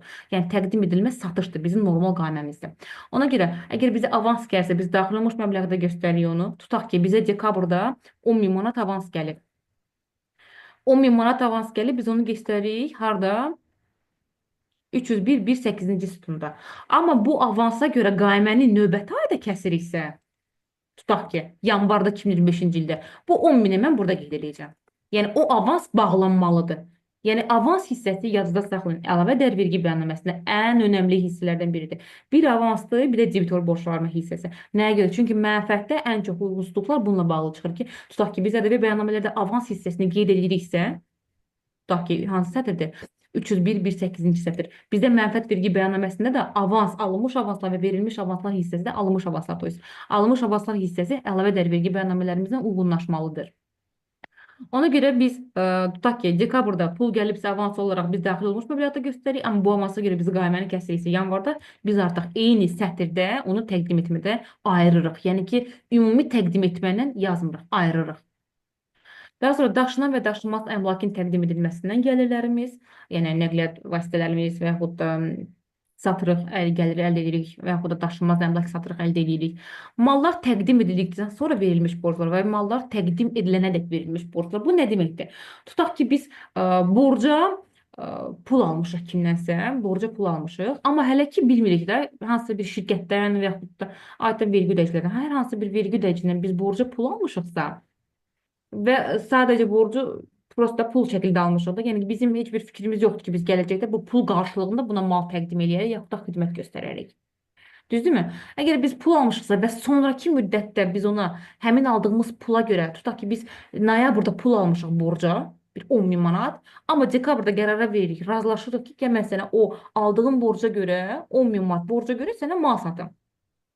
Belə olan halda biz dekabrda artıq satış baş verən halda biz daxil olmuş məbləğdə 10 min manat yazacaq. Yəni fikir versiniz ki, pulun daxil olduğu ayda yox. Nə zaman ki biz pulu qarşılığında mal verməyi qərara alırıqsa, o ayda biz artıq onu daxil olmuş məbləğ kimi göstərəcəyik. Yəni ki, fikir versəniz, heç biz burada daxil olmuş, təqdim edilmiş mal, təqdim edilmiş sütunda heç nə yaza bilmirik. Bu yəni əgər biz aldığımız borcun qarşılığında mal və yaxud xidmət təqdim ediriksə, o zaman hansı ayda buna qərar vermişiksə, həmin ayda biz həmin sütunda onu qeyd eləyəcəyik. Sonra gəldi malların təqdim edilməsi üzrə yaranan debitor borcu üzrə müddətin bitməsi, yəni iddia müddəti bitə bilər. Təbii ki, 3 ildən sonra adətən debitor borclar üzrə iddia müddəti bitir. Yəni 3 il ərzində müştəri borcu ödəmirsə, mülki məcəlləsi ilə tənzimlənir. 3 il ərzində və ya 5 il ərzində bu borcu ödəmirsə, 3 ildən 5 ilə qədər də səhv etmirəmsə o müddət mülki məcəllə ilə tənzimlənir. Yəni artıq əgər borc alacağımız gəlmirsə, biz onu özümüz hesablayırıq və neyinirik? Büdcəyə ödəniş kimi göstərir. Yəni artıq yenə də təqdim etmədə mən heç nə yazmıram. Mən sadəcə daxil olmuş məbləğdə yazacağam ki, 10 min manat tutaq ki, mənə debitor borcunun iddia müddəti bitib və mən onu vergi cəlb edirəm. Və daha sonra qarşılıqlı hesablaşmalar aparıldığı öhdəliyin ləğv edilməsi və ödənilməsi. Bu misal üçün biz qarşılıqlı sürətdə bir-birimizdən asılıyıq. Sən mənə misal üçün qaymaq satırsan, mən də sənə onun qarşılığında kərə yağı satıram. Tutaq ki, və yaxud da özümüz bir-birimizin arasında misal üçün mən sənə mühasibatlıq xidmət göstərib, sən mənə astroloji xidmət göstərsən. Yəni ki, qarşılıqlı hesablaşmalar aparıldığımız halda bizim öhdəliyimiz ləğv edilir. O zaman biz artıq onu elə gedirik. Debitoru birbaşa silindikdə vergi cəlb edirik. İddia müddəti bitəndə, sildikdə dediyimiz halda iddia müddəti bitəndə, bəli, biz onu vergi cəlb edirik. Satışımızı vergi cəlb edirik. Və tələb hüququ güzəşt edildikdə güzəşt edilən məbləğ. Yəni əgər hər hansısa biz güzəşt ediriksə, indirim ediriksə, bu da artıq, yəni bizim etdiyimiz güzəştlər, indirimlər daxil olmuş məbləğ kimi qeyd edirik və vergi cəlb edirik və onun ədəbiyyəsini özümüz ödəyirik. İşlərin görülməsi və xidmətlərin göstərilməsi, fikir versəniz, ikisi də eynidir. Malların təqdim edilməsi ilə eynidir. Burada bir dənə fərq var. O da emal əməliyyatları üzrə işlərin görülməsi və xidmətlərin göstərilməsi. Yəni bəzi müəssisələrə, misal üçün, adətən kimlərdə olur? Satıcı və istehsalçı arasında belə bir qaymə növləri olur, emal əməliyyatları. Misal üçün, mən sənə məhsulu təqdim edirəm ki, sən sadəcə onu tutaq ki, qablaşdırasan, təzədən mənə onu qaytarasan. Burada emal əməliyyatları üzrə qaymə növləri də var New Taxisdə. Ona fikir versəniz görəcəksiniz. Sadəcə biz ona malları təqdim edirik ki, o qablaşdırsın, təzədən bizə göndərsin. O zaman biz onu da 301.2.8-ci sətirdə göstəririk. Digər hissələr hamısı yuxarıda qeyd etdiyimiz hissələrlə eynidir. Burada deməli, qeyd etmədiyim 2 məqam qaldı. 301.1.3 və 301.4. Burada hansıdır? Yadınızdadırsa 159-cu maddədə biz dedik ki, bizim vergi tutulan əməliyyat sayılan nələrimiz var? Deməli, tutaq ki, bəxlə dedim, əgər biz müəssisəmizi ləğv edirik, qeydiyyatımızı ləğv ediriksə, bizim əlimizdə qalan bütün mal qalığı bizim vergi cəlb edilən dövriyyəmizdir və 301.3-cü sətirdə isə bizdə dediyimiz kimi itirilən mallar və yaxud oğurlanan mallar, xarab olan mallar norma daxilində deyil, normadan artıq olan hissəsi o da vergi cəlb edilir, yəni vergi tutma obyekti sayılır bizdə. Bəli, yəni 303-cü əlavə bu qədər idi. Ədəbi tutulan əməliyyat sayılmayan dövriyyə barəsində məlumatlar haqqında da biraz məlumat vermək istəyirəm. Burada demək ki, bizdə 328-ci sətir, əgər biz xaricə satış eləyiriksə, xaricdə mal satırıq, xidmət satırıqsa, 328-ci sətirdə qeyd ediləcək. 329-cu sətir, yəni bəxlə mən dedim ki, norma daxilində, əgər bizim təbii itki normalarımız var, bu adətən qida sektoruna aiddir da, süd məhsulları və s. Yəni Nazirlər Kabinetinin qərarına əsasən təbii itki normalar daxilində biz ona görə vergi ödəmirik. Amma təbii itki normadan artıq olan hissəyə görə biz ədəbi cəlb edirik. Yəni burada demək ki, təbii itki normalar daxilində əgər bizdə məhsulumuz xarab olubsa, zay olubsa, o zaman biz ona vergi hesablamırıq və ədəbi tutulan əməliyyat sayılmayan dövriyyə aid edirik. Daha sonra 159, 7-ci sətir, 159 maddəsinə əsasən vergi cəlb olunmayan əməliyyatlarımız var. Bu misal üçün biz sadələşmiş vergi ödəyicisi olaraq fəaliyyət göstərdiyimiz dövrdə mal almışıq, amma indi satırıq onu. ƏDV ödəyicisi olmuşuq, indi satırıq. O zaman o ƏDV tutulan əməliyyat sayılmayan dövriyyə haqqında məlumatdır. Yəni ki, yadınızda saxlayın. Mən sadələşmiş vergi dövründə bir malı almışam, ƏDV-sini ödəyib, amma əvəzləşdirməmişəmsə, mən ondan sonra, məsələn, bir aydan sonra ƏDV ödəyicisi oldum, yenə də mən onu ƏDV-yə cəlb eləməyəcəm. O, məndə vergi ƏDV-yə cəlb olunmayan dövriyyə haqqında məlumat kimi qeyd olunacaq. Sonra gəlir 160-cı maddə. Bu, əgər biz Heydər Əliyev fonduna və yaxud da dirçəliş fonduna əvəzsiz olaraq daşınan və yaxud da daşınmaz əmlak veririk, o zaman o da vergi cəlb edilmir. Müstəqil sahibkarlıq fəaliyyəti çərçivəsində mal satırıq, iş görürük, xidmət göstərir. Burada misal üçün bu cərimələrə aiddir. Misal üçün cərimə qazancımız var, cərimə gəlirimiz varsa 332-ci sətirdə qeyd edirik. Daha sonra duty free malların təqdim edilməsi və xidmətlərin göstərilməsi bu hava limanında və yaxud da gəmi limanlarında satışımız varsa, o zaman biz onu qeyd edirik. 333-cü sətirdə 334 qeyri-sahibkarlıq fəaliyyəti üzrə əməliyyatlar. Tutaq ki, biz bilirik ki, fərdi sahibkarlarda icarədən əldə etdiyi gəlirlər bu qeyri-sahibkarlıq fəaliyyətidir. Ona görə biz 334-cü sətirdə fərdi sahibkarlar tərəfindən əməliyyatın, yəni icarəyə görə məbləğləri burada qeyd edirik. 335 pul vəsaitləri üzrə əməliyyatlar. Burada təbii ki, banklar istisnadır, leasing şirkətləri istisnadır. Burada ki, borca pul veririksə, bu da bizim ƏDV tutulan əməliyyat sayılmayan dövriyyə barəsində məlumatlardır, pul vəsaitləri üzrə əməliyyatlardır və 336 torpaq sahələrinin təqdim edilməsi üzrə əməliyyatlardır. Yəni burada artıq bunlar da ƏDV tutulan əməliyyat sayılmayan dövriyyə barəsində məlumatlardır.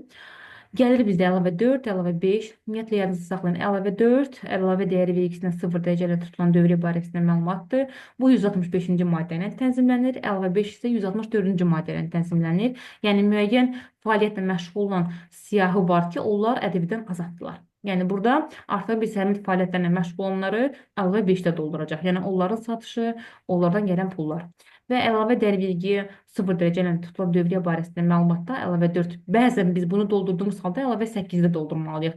Müəssisənin aldığı sertifikatlar üzrə təqdim etdiyi mal. Misal üçün, neft şirkətlərindən biz xidmət göstəririksə, neft şirkətlərindən mal material satırıqsa, onlar bizə adətən, yaxud da beynəlxalq təşkilatlara biz mal satışı həyata keçirdiriksə, səfirlikləri, misal üçün, onlar adətən ƏDV 0 dərəcə ilə cəlb olunmasına dair ya arayış, ya da sertifikat bizə təqdim edirlər və biz o sertifikat əsasında onlara qaymə vururuq. ƏDV 0 dərəcə ilə cəlb edilir dövriyyə haqqında və biz əlavə 8-i onda doldururuq ki, hə, misal üçün, yəni bu hər zaman əlavə 4-lə uyğunlaşmalıdır. Misal üçün, mən neft şirkətinə mal satmışam və o mənə sertifikat təqdim edib, həmin aldığım sertifikatı göstərirəm, hansı şirkətdən almışam, şirkətin vöyünün, şirkətin seriyasının, sertifikatın seriyasının, nömrəsinin və xidmətin dəyəri. Misal üçün, neft şirkətindən mən mal satmışam, ƏDV 0% dərəcə ilə satmışam, nəyə görə sertifikat təqdim edib, və yaxud da beynəlxalq təşkilatlar və yaxud da səfirliklər. Amma yəni bütün hamısının da sertifikat olması vacib deyil. Burada misal üçün malların ixracı, xidmətlərin ixracı, bunlar da ƏDV 0% dərəcə ilə cəlb edilir.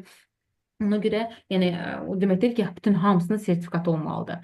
Əlavə 7 qeyri-rezidentlərlə bağlı məlumatda, qeyri-rezident, misal üçün Instagrama biz ödəniş eləmişik və onun indi ona dediyimiz ƏDV-ni biz əvəzləşdirə bilərik. Biz bunu edirik, qeyri-rezidentin adını göstərir. Əgər ödəniş eləmişiksə, təbii ki, həmin ayda qeyri-rezidentin adı, rezident olduğu ölkənin adı, görülmüş işin adı. Yəni indi biz bu hissəyə daha praktiki şəkildə gedirik.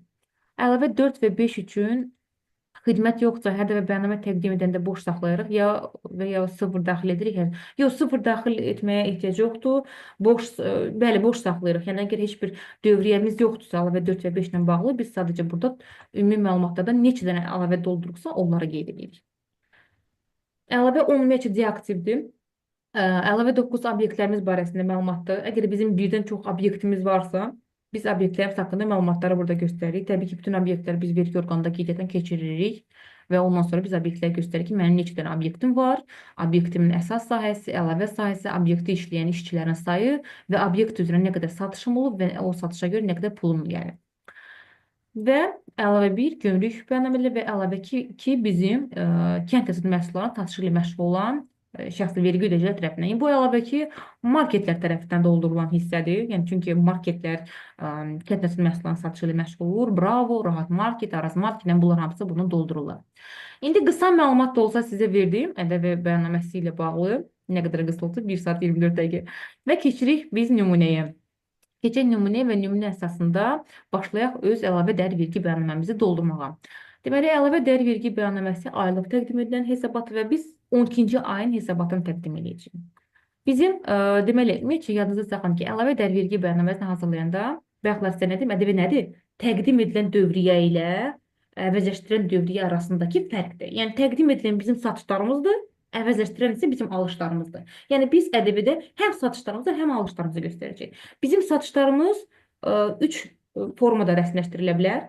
Yəni topdan ticarətdə isə elektron qaymə vururuq. Pərakəndə ticarət isə kassa aparatımız var, post terminalımız var və yaxud da sadəcə mədaxil qəbzlər vasitəsilə rəsmiləşdiririk. Üçüncüdə invoicelar. Yəni invoicelar əgər biz xaricə mal ixrac edirik. Yəni biz 3 dənə satış növü, satışımız 3 sənədlə rəsmiləşdirilə bilər. Alışlarımız da eyni qaydada.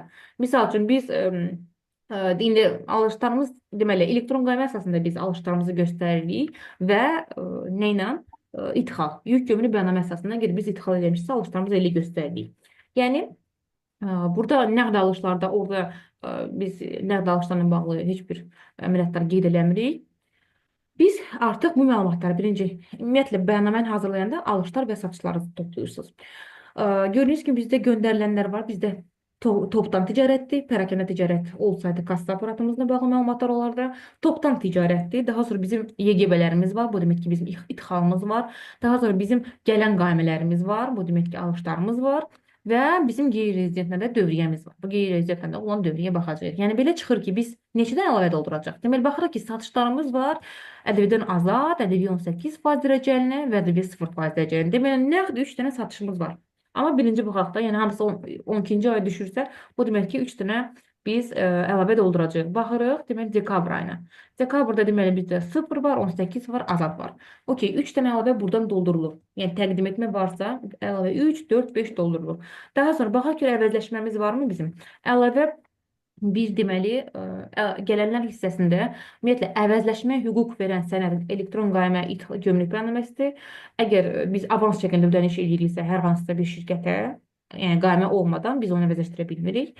Ona görə biz baxırıq ki, bizdə deməli dekabr ayı ərzində bizim ödənişlərimiz var. Deməli biz dekabrın 11-i 12.513 manat ödəmişik və dekabrın qayməsinə görə ödəmişik. Demək ki, qayməsi varsa, əsasla ƏDV ödənilibsə, əsas və ƏDV ona mütənasib ödənilibsə, biz deməli onu əvəzləşdirə bilərik. Ümumiyyətlə belə bir şeylər çox vaxt görürəm. Bayaqlar xanım belə dedi ki, ƏDV ödəmişik, əsas ödəməmişik. Yəni ümumiyyətlə əvəzləşdirmə biz mütləq şəkildə əsasa əsasən eləyirik. Yəni ki, tutaq ki, əsas ƏDV-ni ödəmişsiniz. Tutaq ki, 5000 manat ƏDV ödəmişsiniz, amma əsası ödəməmişsiniz, siz yenə onu əvəzləşdirə bilmərsiniz. Çünki mütləq şəkildə biz əvəzləşdirməni də necə ki, daxil olmanı biz əsas məbləğə görə baxırıqsa, əvəzləşdirməni çıxan məbləğə görə baxırıq. Yəni, əgər əsas ödənilməyibsə, biz ödədiyimiz prosta o ƏDV-ni əvəzləşdirə bilmirik.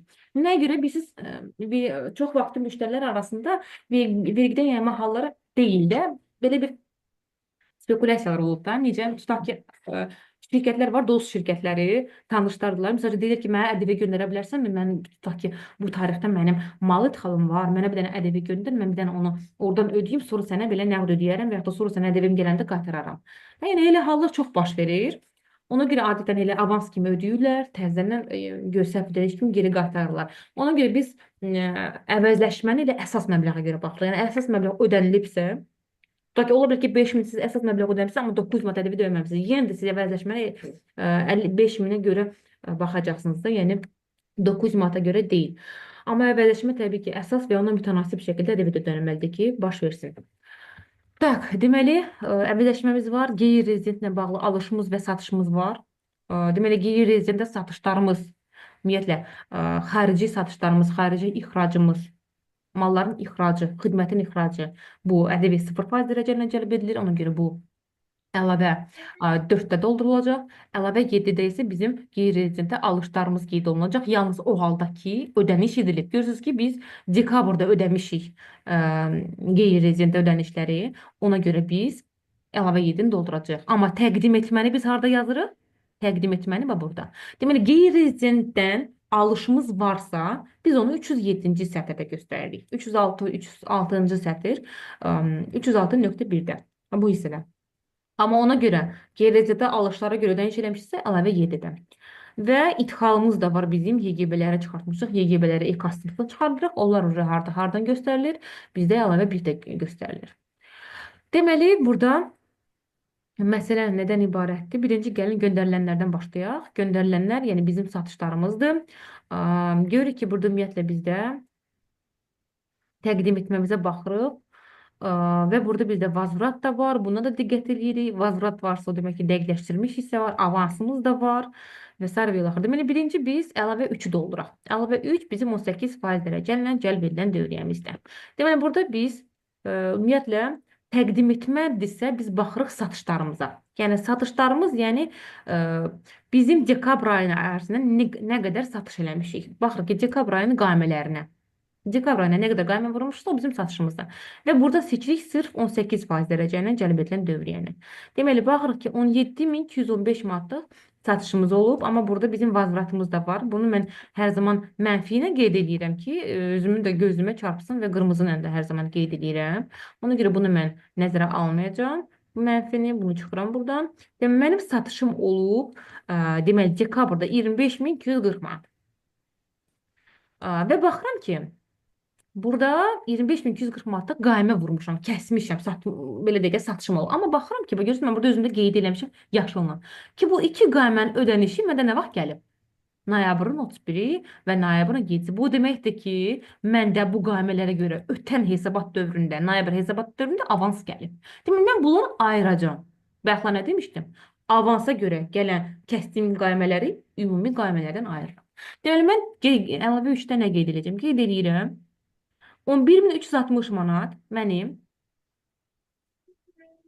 mal satışım olub. Oy.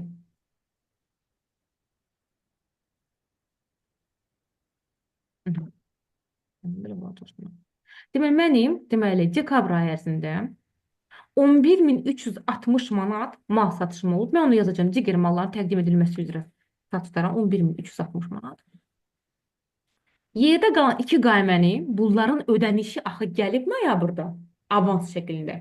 Mən onu qata bilmərəm ümumi təqdim etməyə. Mən orada göstərirəm ki, 13.880 manatdır məndə təqdim ediləcək malların hesabına əvvəlcədən alınmış avansa görə qaymələrimi kəsmişəm. 13.880 manat. Deməli, ümumi mənim təqdim etməm 25.240 manatdır. 25.240 manat dekabrda mənim satışım olub. Sadəcə ikisi, iki dənə qaymə avansa görə bağlanır. Bu təqdim etməmizdir. İndi nə edirik? Daha sonra bu təqdim etməyə görə gələn pullara baxırıq. Yəni dekabrda gələn pullara baxırıq.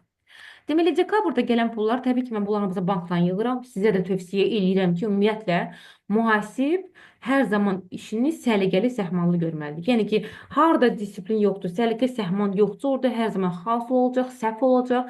Ona görə çalışın, debitorlarınız da, kreditorlarınız da qəşəng, səliqəli şəkildə uçotuna aparın. Ki, sabah bu debitor cədvəli mənim üçün nəyə lazımdır? Sabah mən artıq açıq şəkildə görə bilirim ki, mənim hansı müştəridən nə qədər alacağım var və mənim debitor borcum dövrün sonuna nə qədərdir. Və ona görə mən hər zaman tövsiyə edirəm ki, siz işinizi səliqəli, səhmanlı aparın. Deməli, mən indi nə edəcəm? Bu, məndə bu 118% nədir? Bu avansdır.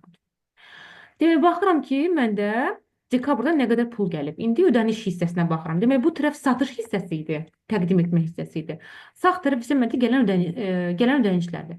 Yəni, burada yenə mən dekabr ayını seçirəm ki, dekabrda mənə nə qədər pul gəlib. Baxıram ki, dekabrda mənə 16.180 manat pul gəlib.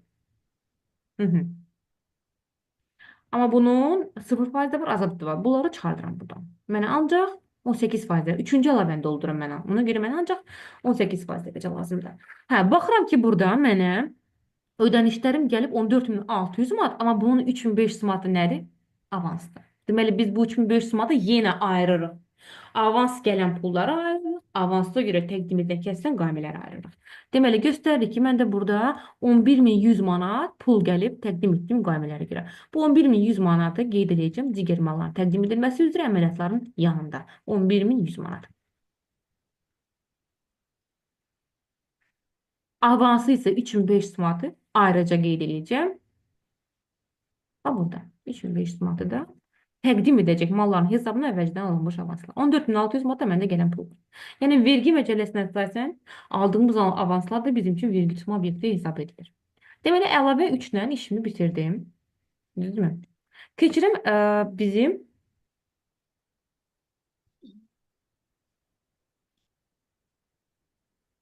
keçirəm artıq 2024-cü ilə dekabr ayına əlavə, hələ ki mən ödənişləri yazdım, mən debitorları hələ ki doldurmam, debitorları sizinlə bir yerdə dolduracaq. Deməli, keçirim əlavə 4-ə. Əlavə 4 əlavə ƏDV-yə 0% dərəcə ilə cəlb edilən dövriyyədir. Deməli, biz yenə birinci qaymələrimizi, satışımızı göstəririk, sonra daxil olan pul göstəririk. Deməli, biz 0% dərəcə ilə dövriyyəmizi göstəririk, 0-ı seçirik buradan. Və baxırıq ki, bizdə bircə dənə cəmi qaymə göndərilib. Bu neft şirkətidir. 2330 manat. Deməli, göstərir ki, əsas məbləğ 2330 manat bizdə neft şirkətlərinə, yəni qanuna təsdiq olunmuş hasilatın pay bölgüsü haqqında, əsas boru kəməri haqqında, yəni bu bizim neft şirkətimizə aid satışımız. 2330 manat. Burada dolduruqsa biz mütləq şəkildə əlavə 8-də də müəssisənin aldığı sertifikatlar haqqında məlumat. Deməli, sertifikat yoxdur, amma siz yazı saxlayın. Biz artıq burada mütləq şəkildə göstərməliyik şirkətin adını, şəxsin adı, daha sonra biz VÖ-nü qeyd edirik, sertifikatın nömrəsini qeyd edirik. Bax ki, onunla başlayır. Sertifikatın seriyası Tokyo Aziya, nömrəsi 10 və xidmətin dəyəri. Biz göstəririk ki, mən bunu 2330 manatlıq satış eləmişəm. Yəni, neft şirkətlərə xidmət göstərəndə, yaxud da mal satanda biz mütləq şəkildə onlarda sertifikat alırıq. Daha sonra bu xidmətə görə mənə pul gəlib, yoxsa yox. İndi bunu sıfırda zaten bizdə bir dənə qaymə var. Amma yenə də biz nə edirik? Biz indi yenə də baxırıq gələn ödənişlərə. Dekabrda gələn ödənişlərə baxırıq. Və baxırıq ki, burada sıfıra görə mənə ödəniş gəlib, yoxsa yox. Baxıram ki, bəli, burada 1330 manat mənə həmin qaymə görə pul gəlib. Mən bunu yazacağım daxil olmuş məbləğə. İkisini də mən yenə də topdan ticarətə əlavə edirəm. Elə əlavə 3-də də mən bunların cəmisini topdan ticarətə əlavə edirəm. 25240. Və burada da bu hissəndə 14600-ü əlavə edirəm. Topdan ticarətə. Əlavə 4 ilə də işimiz bitdi. Keçirik əlavə 5-ə. Əlavə 5-də deməli nə qaldı? Əlavə 5 bizim ƏDV-dən azad olunan dövriyyəmizdir. Və burada biz yenə də birinci təqdim etməni yazırıq, satışımızı.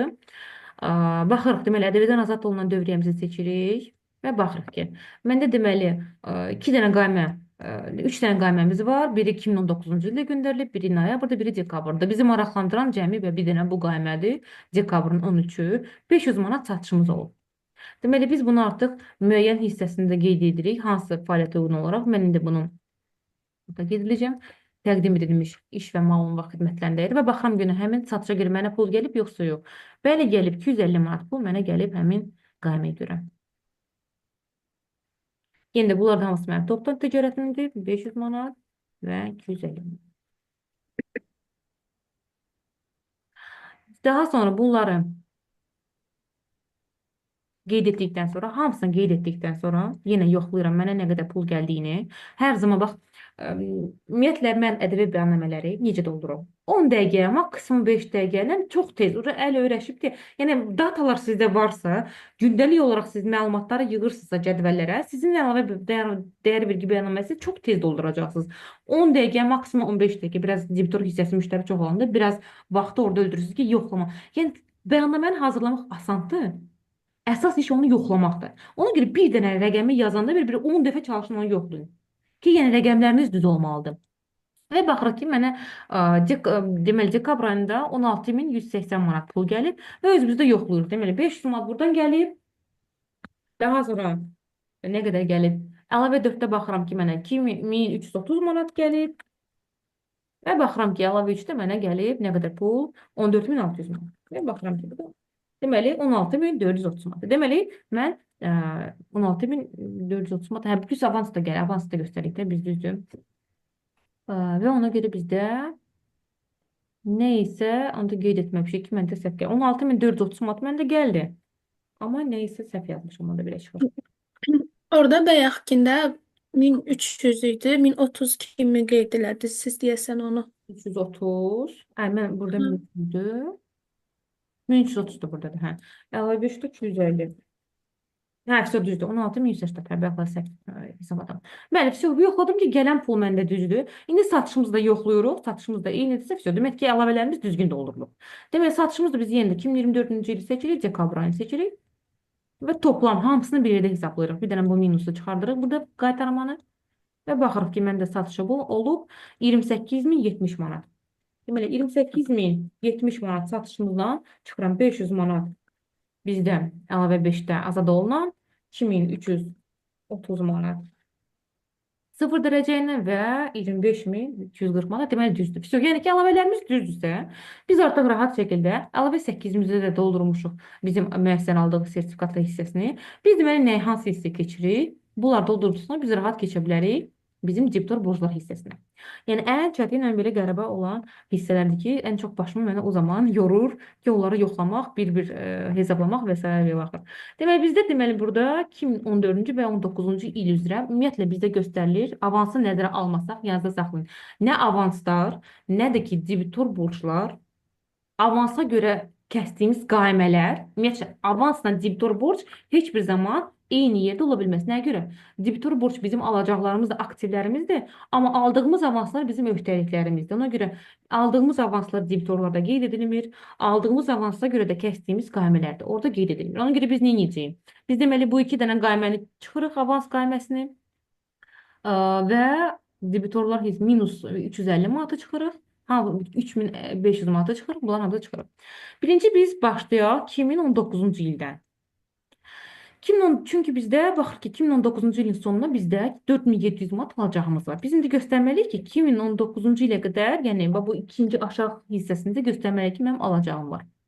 Baxırıq ki, 2220 manat 0 dərəcə görə alacağım var. Deməli, göstərim 2220 manat 0-da var. 220 manat. Daha sonra məndə 18% dərəcə ilə cəlb edilən dövriyyəmdə nə qədər alacağım var? 2030 manat burada var. Və ədəbiyyatdan azad olunan dövriyyəm nə qədərdir? 450 manatda. 450 manatda burada qeyd edirəm. 4700 manat məndə 2019-cu ilə görə alacağım var və mən artıq bilirəm kimlərdəndir. Düzdürmü? Siz artıq sabah sizdən vergi soruşsa ki, sən 4700 manat alacaq görsən. Hansı müəssisələrdəndir, hansı qaymələrə görə də siz artıq rahat şəkildə bunu göstərə biləcəksiniz. Və daha sonra keçirik 2024-cü ilin əvvəlinə alacaqlara. Demək, 2024-cü ildə baxırıq ki, bizdə dekabr var və noyabr. Özüm az məlumat əlavə eləmişim ki, siz çox rəqəmləri görəndə biraz adam qorxur. Ona görə özüm 2 ayı götürdüm. Və baxırıq ki, deməli sizdə noyabr ayında da dövriyyəniz var və dekabr ayında. Demək ki, biz hələ ki noyabra baxacağıq. Dekabr bizə hələ ki maraqlı deyil. Deməli, noyabrda bizdə nə qədər noyabrın sonuna olan debitorlarımız bizim dekabrın əvvəlinə olan debitorlarımızdır. Baxırıq ki, noyabrın sonuna bizdə sıfırdan da azad dövriyyədə də 18% ilə cəlb edən dövriyyədə də alacaqlarımız var. Deməli, sıfırda 1250 manatlıq alacağımız var. Göstərir ki, 0 1250. Sonra bizdə 18% dərəcə ilə cəlb edilən dövriyyəmizdə deməli 42301 manatlıq dövriyyəmiz var. Qalığımız var. 42301 burada göstəririk. Və 500 manatda evdən azad olunan dövriyyə üzrə alacağımız var. 44.051 manat ucu göstərdik ki, mənim hesabat dövrün əvvəlinə alacaqlarım var. Yəni 2024-cü ilin dekabr ayının əvvəlinə alacağım var. Və başlayırıq artıq hesabat dövrü ərzində yaranan debitor borclarını yığmağa.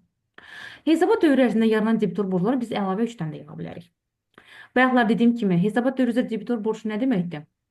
Təqdim edilmiş maldan çıxırıq təqdim etməyə görə daxil olmuş məbləğim. 11.360-dan çıxırıq 11.100 manatdan. Bağışlayın, dərsi bölürəm. Bir dənə söz soruşa bilərəm. O şirkət həm mal alışından həm də xidmət göstərişindən olur. O xidməti harda qeyd eləməliyəm əlavə 3-də? Əlavə 3-də 301 bir ikinci sətirdə. Hə, tamam, çox sağ ol.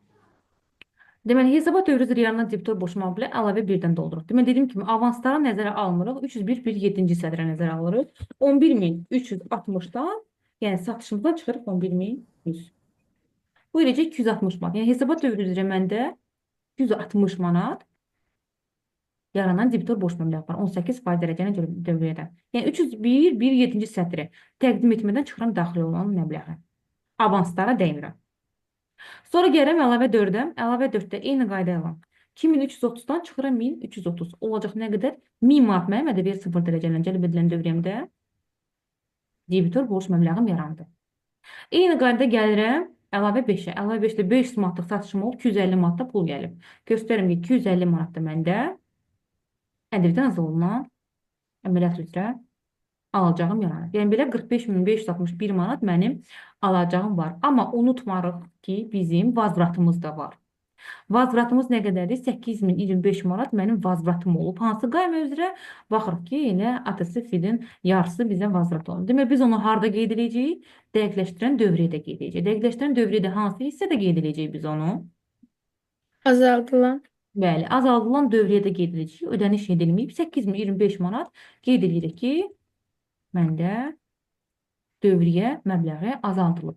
Bu o deməkdir ki, mənim 8025 manat dövriyyəm azalıbsa, bu nə deməkdir xanımlar? Bu o deməkdir ki, mənim debitor borcumda Azalıb. 8025 manat azalıb. Demək, göstərirəm ki, debitor borclarda deməli 8025 manat 18% dərəcəni cəlb edən dövriyyədir. Göstərirəm burada 8025 manat silinənlərə. Deməli, debitor borclu məbləğimiz bu qədərdir. Yəni biz dəqiqləşdirəni qeyd elədik, yəni ki, vazvratı qeyd elədik. Daha sonra dövrün əvvəlini qalıqları qeyd elədik. Hesabat dövrü üzrə yaranan debitor borc məbləğləri qeyd elədik və artıq debitor borclarına əlavələrlə işimiz bitdi. Biz keçirik əvəzləşdirən hissəyə.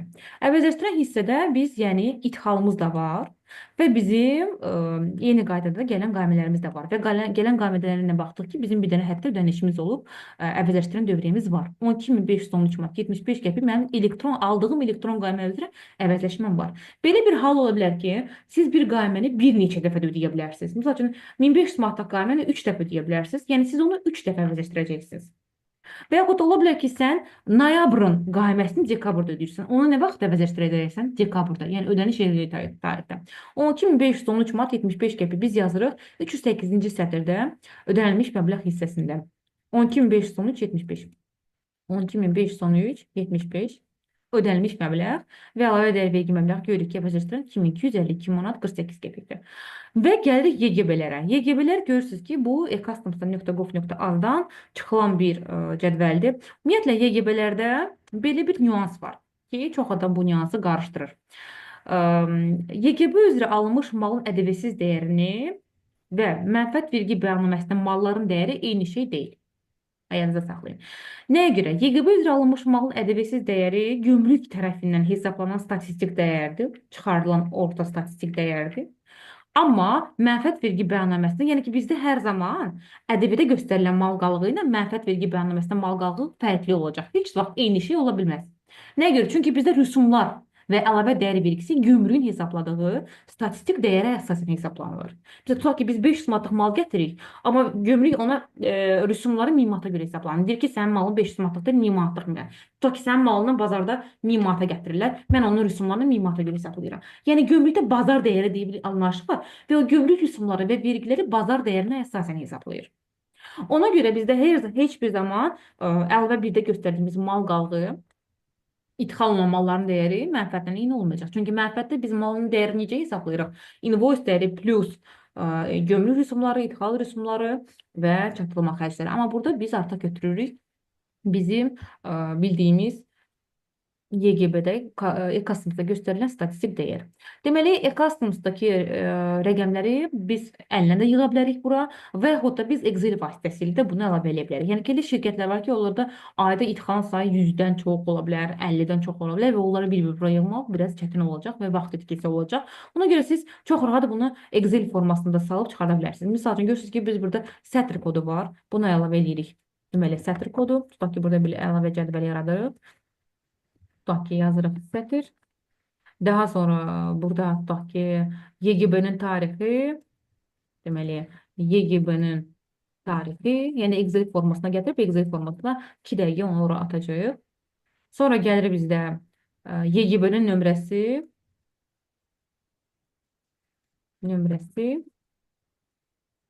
Daha sonra bizdə burada gəlir YGB üzrə alınmış malın ədəbiyyətsiz dəyəri, malın ədəbiyyətsiz dəyəri və ədəbiyyətsiz. Malın ədəbiyyətsiz. Malın ədəbi YGB üzrə alınmış malın ədəbisi. Və burada götürürük sadəcə və bunları. Demək, sətr kodu bizdə idxalda var. Görürsünüz, burada sətr kodu bizdə fikir versəniz 310, 311, 314, 316. 310 idxalda ədəbiyə əvəzləşdirməyə düşən. İdxalda ədəbiyyat cəlb olunmuş mallara görə ödənilmiş məbləğ. Yəni ki, biz bunu əvəzləşdirə bilirik. 311 idxalda ədəbiyyatdan azad olunan mallara görə ödənilmiş məbləğ. 314 burada əvəzləşdirməsinə yol verilmə məbləğ və 316 ədəbiyyat 0% dərəcəyə ödənilmiş məbləğ. Yəni bizdə hamısı 310 olacaq. Biz ona görə bunu 310 yazırıq. Və bizə nə qədər idxal olub? Demək 9 dənə bəyannamə olub. Deməli 310 yazırıq və 9 dənə sətrə bunu yerləşdiririk. Bax ki, belə. Daha sonra YGB-nin tarixi olaraq biz bu tarixləri götürürük. Yəni yalnız dekabrda gələn YGB-ləri biz əlavə edirik. Yəni bunu da biz kastıqdan götürürük. Daha sonra YGB-nin nömrəsi mütləq şəkildə burada diqqət etməliyik ki, bu sıfırlar düşsün. Bəzən olur ki, biz yığanda sıfırlar düşmür, ona görə uyğunsuzluq ola bilər. Malın ədəbiyyətsiz dəyəri, yəni əsas dəyəri, mən onun əsas dəyərini necə tapıram? Deməli, bizdə ədəbi məbləği vururam 100-ə bölürəm 18-ə. 18%-ə bölürəm, belə çıxaq, belə deyək də. Və tapıram bunun ədəbiyyətsiz dəyərini. Və bunu kopyalayıram, əlavə edirəm bura. Nöqtə ilə olsun əslində istəyirəm, çünki okey.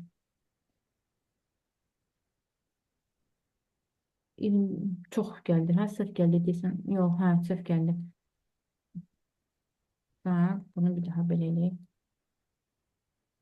Aksiyonu deyəcəm. Və malın ədəbisi, təbii ki, bunu da buradan götürürəm və əlavə edirəm bura. Deməli, bunlar hamısı belə cədvəl formasında.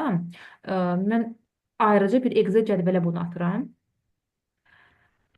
Burada yeni bir kniqa əlavə edirəm. Создать kopyanı. Çünki buradan getməyəcək və bunu saxranit edirəm. Tutaq ki, рабочий stolda bunu bir ortada papkada saxranit edirəm və oradan idxal edəcəm, eksport edəcəm. Tutaq ki, əvəzləşmə. Və saxranit edirəm və görürsünüz ki, burada Excel düyməsini basıram və burada gəlirəm рабочий stola və рабочий stolda bu faylı tapıram. Əvəzləşmə faylını tapıram. Əvəzləşmə faylımız burada. Okey basanda görürük ki, hamısı gəldi. Bir dənə bu yuxarıdakini silirik və mütləq şəkildə yenə də yoxluyuruq rəqəmləri ki, düz gəlsin yoxsa yox. 503.179 manat belə. Bir də baxaq görək, mal ədəbiyyat dəyəri 503 düzdür. Ədəbiyyat bir dənə yoxlayaq. 95.72.32 burada da baxdıq. 95. Yəni ki, idxala görə əlavə birimizdə belə dolduruldu, hazırdır. Deməli, əlavə 2, bayaqlar dediyim kimi, əlavə 2 yalnız marketlə, supermarketlə tərəfindən doldurulur. Burada dedim ki, hesabat dövrü ərzində alınmış və idxal olunmuş mallar barəsində məlumatlardır.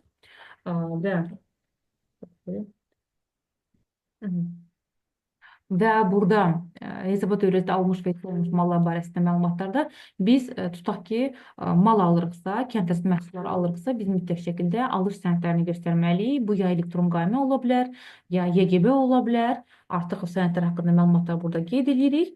Bölmə 3-də isə biz artıq satışını göstəririk. Satılan malların və yaxud da satılmış, təqdim edilmiş malların məbləği, təqdim edilmiş malların ədəbi məbləği. Burada artıq satılmış və satılmış məbləğləri qeyd edirik. Yəni, kənd təsərrüfatı məhsullarda əsas məsəl ondan ibarətdir. Və görürsünüz, biz birinci hissədə alış sənədlərini göstəririk. Bölmə 3-də satışı göstəririk. Alış sənədi olmadan biz əgər satış ediriksə, məsələn, kənd təsərrüfatı məhsullarının alışını təsdiqləyən sənəd nə ola bilər? Alış aktı və yaxud da idxal sənədi. Yəni, xaricdən mal idxal ediriksə, bu xaric məhsuludur. Yəni, kənd təsərrüfatı məhsulu idxal edirsək, YGB-dir. Yəni ki, bu iki sənəd olmasa, bizdə ədəbi ümumi dövriyyə görə hesablanacaq. Tutaq ki, təsəvvür edin ki, 25 manatlıq mal alırsan və 50 minə satırsan. Burada arada fərq 25 mindir, düzdürmü? Yəni ki, 50 mindən çıxırıq 25 min, ticarət ədəblərimiz 25 mindir. 25 min vuruq 18%-ə 4500 manatdır sənin vergi borcun. Bu yalnız o halda sən 4500-də deyirsən ki, sənin alış sənədində var. Bu 25 min aldığın sənədi də var və 50 min satışın da var, sənədi var. Yəni sən bu alımını satmışsansa, ya kassa aparatı, ya da ki, qaymələr. Bu bir. Əgər səndə nə alış sənədi yoxdursa, səndə ədəbi necə hesablanacaq? Ticarət əlavəsindən görə yox, 50 minə görə sənin hesablanacaq və bu olacaq 9000 manat. Yəni ki, bir dənə alış sənədi olmamasına görə sən 4500 manat arada itirirsən. Ona görə kənd təsərrüfat məhsullarında biz mütləq şəkildə bu hissəyə diqqət etməliyik. Və beləliklə xanımlar və bəylər bizim artıq əlavəmiz tam olaraq dolduruldu. Biz debitor hissəni doldurduq. Bizim hesablaşma hissədə göstərilir ki, büdcədən qaytarılı artıq ödəməmiz var. Bu nəyə görədir? Yenə baxın, bizim alışımız satışımızdan çox olduğuna görə bizim artıq ödəməmiz yaranacaq 90.196 manat. Burada əvəzləşdirən dövriyyəni qeyd edirik, amma belə bir məqam var ki, yəni biz bəyannaməmizi qeyd etmək istəsək belə bu bəyannaməmiz qeyd olunmayacaq. Fikir verin, fayl, qeyd et. Deməli, təqdim olsun əlavələrin sayı mən burada deməli necə gedəcəm? 1, 2, 3, 4. Deməli, bizdə 5. Aha, biz eləm qeyri-rezidentlərdə doldurmamışıq. Bəli. Demək, qeyri-rezidentlərlə də bağlı məlumatlarımız var. Bizim eyni qaydada onlarca unutdum. Və qeyri-rezidentlərlə bağlı satışımız bizdə var. Satışımız nə qədərdir? Bu satışların hamısı dekabrda olmayıb. Bu satışın deməli yalnız ikisi olub dekabrda. Ona görə biz bunların ikisini qeyd edəcəyik 18 AZN məzənəsi ilə.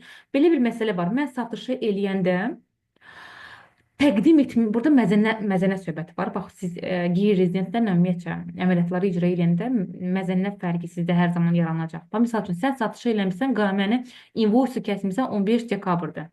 Sənə ödəniş gəlməyibsə və yaxud ödəniş gec gəlibsə, tutaq ki, bir aydan sonra, 2 aydan sonra, yəni tutaq ki, adətən bu evroda fərq yarana bilər, rubldə fərq yarana bilər. Dollar bizdə 1.2 sabitdir, 1.70-dir. Yəni bizdə məzənnəni, yəni ödənişi və satışı biz hər zaman invoice-un, satışın təqdim edildiyi vaxt hesablayırıq və o məzənnə ilə qeyd edirik. Yəni Mərkəzi Bankın məzənnəsinə baxırıq və onu uyğun olaraq qeyd edirik. Deməli, bizdə 2 dənə satış olub və bu nə qədər olub? Deməli, 1.70 məzənnə ilə hesablayanda baxırıq ki, 52.700 manat. Deməli, bunu artıq biz harada qeyd ediləcək? Dedik, axı satışımız 0 dərəcə ilə cəlb edilən dövriyyədədir və bu malların ixracı olan hissədə qeyd olunacaq. Göstərdik 52.700 manat. 52.700 manat və bizə pul da gəlib. Görürük ki, ödəmə tarixi pul gəlib bizə, amma əvvəlki qaymələrə görə, əvvəlki invoicelara görə və burada gəlib nə qədər pul? 10.200 manatdır. Bunu da qeyd edəcəm. Yenə də burada 10.200 manat. Bu avans deyil, əvvəlki dövrün qamillərinə görə pul gəlib. Ona görə biz necə qeyd edəcəyik? İndi bu dəyişikliyi biz mütləq şəkildə əlavə bir də debitorlar hissəsində də qeyd etməliyik. Deməli, 52.700 mini əlavə eləyirik sıfırın üzərinə, 52.700-ün üzərinə gəlirik 1000, 53.700 olacaq. Və gördünüz ki, mən bunu ayırdım. O 1200-ü mən silinənə yazacağım. Çünki bu pul nəyə görə gəlib? Əvvəlki dövrün invoicelarına görə. Bəli. Əvvəlki dövrün invoicelarına görə gəldiyinə görə mən ayırıram. Və alışlarımız var. Alışlarımız deməli bizdə dekabrda bizim bir alışımız olub. Deməli mən onun alışın dəyərini yenə də invoice kəsilən vaxt olan zaman həmin məzənnə qeyd edirəm və alışın dəyərini mən gross up eləyirəm. Yəni gross up nədir? Tutaq ki, biz ödədiyimiz məbləğ deməli, bizim ödədiyimiz məbləğ əslində müştəriyə çatacaq. Yəni, belə deyək, Apple mən burada yazmışam. Apple-a çatacaq məbləğdir. Amma biz hələ ödədiyimiz məbləğə görə, qeyri-rezidentə görə biz həm ÖMV ödəyirik 10%, həm də ki 18% də ƏDV ödəyirik. Ona görə biz birinci bunu gross up eləyirik. Deməli, bizdə 42 manat 50 qəpik ödədiyimiz məbləğdir, 25 dollar. Biz bunu gross up necə edirik? Bölürük 0.9-a. Yəni, 10% orada nəzərə alırıq, bölürük 0.9 və tapırıq ki, 27 manat 78 qəpikdir. Deməli, mən alışımı gross up-la göstərəcəm. Çünki gross up-a görə mən hesablayıram ÖMV-mi, 10% və ƏDV-mi, 5 dollarını. Deməli, 27 manat 78 qəpik göstərirəm. Təqdim etmədə, yazıda bayaqlar nə dedim? Təqdim etmə bizdə burada göstərilir. Təqdim etmə də burada göstərəcəm 27 manat 78 qəpik. 7.78 satışımızı göstərim. Və bizə deməli pullar hansılarına görə gəlib? Hamısına da pul gəlib bizə. Nə qədər bizə pul gəlib? Deməli bütün ödənişlərə görə pul gəlib. Biz də hamısının ödənişini də, gross up-ların hamısını ödənişi yazacağıq. Ümumi nə qədər məbləğ yazacağıq? AZN-lə yazacağıq. Həmən burada desəm dollar yazdım hə orada. 22.4. Hə, Bəli. 47.22 yazmalıyam. Dollara çevirməliyəm. 47.22. Burada yazacağım 122.44. Çünki pulların hamısı dekabrdakiler. 122.44. 44. Bunu burada yazdım. İndi qayıdıram bu əlavə getdiyə. Ödəniş gəlibsə mən mütləq şəkildə bu hissəni doldurmalıyam. Qeyri-rezidentin adı Apple yazıram. Oy. Rezident olduğun ölkə Amerika. Tutaq ki, Amerika və bunu demək ki, görülmüş işin xidmətin adı reklam xidmətidir. Tutaq ki, mənə reklam xidməti gəlib. Görülmüş işin dövrü. Baxın, indi biz bir-bir görürsünüz ki, biri oktyabrdakı satışa görə mən də pul ödəmişəm, biri noyabrdakı satışa, biri dekabrın. Ona görə mən hamısını ayrı-ayrı yazmalıyam buraya. Apple, sonra okey, burada da Amerika Samoası. Və burada da yenə reklam xidməti yenə yazıram. Görülmüş işin dövrü biri oktyabrda 2024-cü ildə olub, biri noyabrda 2024-cü ildə olub, biri dekabrda 2024. Nəyə görə belə? Fikir bilirsiniz nəyə görə? Çünki mən zaten oktyabrda invoice kəsiləndə mən onu oktyabrın ədəbi bəyannaməsində harda göstərirəm burada. Noyabrda da eyni qaydalı, dekabrda da eyni qaydalı. Və rezidentin ölkədəki olduğu bölünü yazıram, taksi saydını.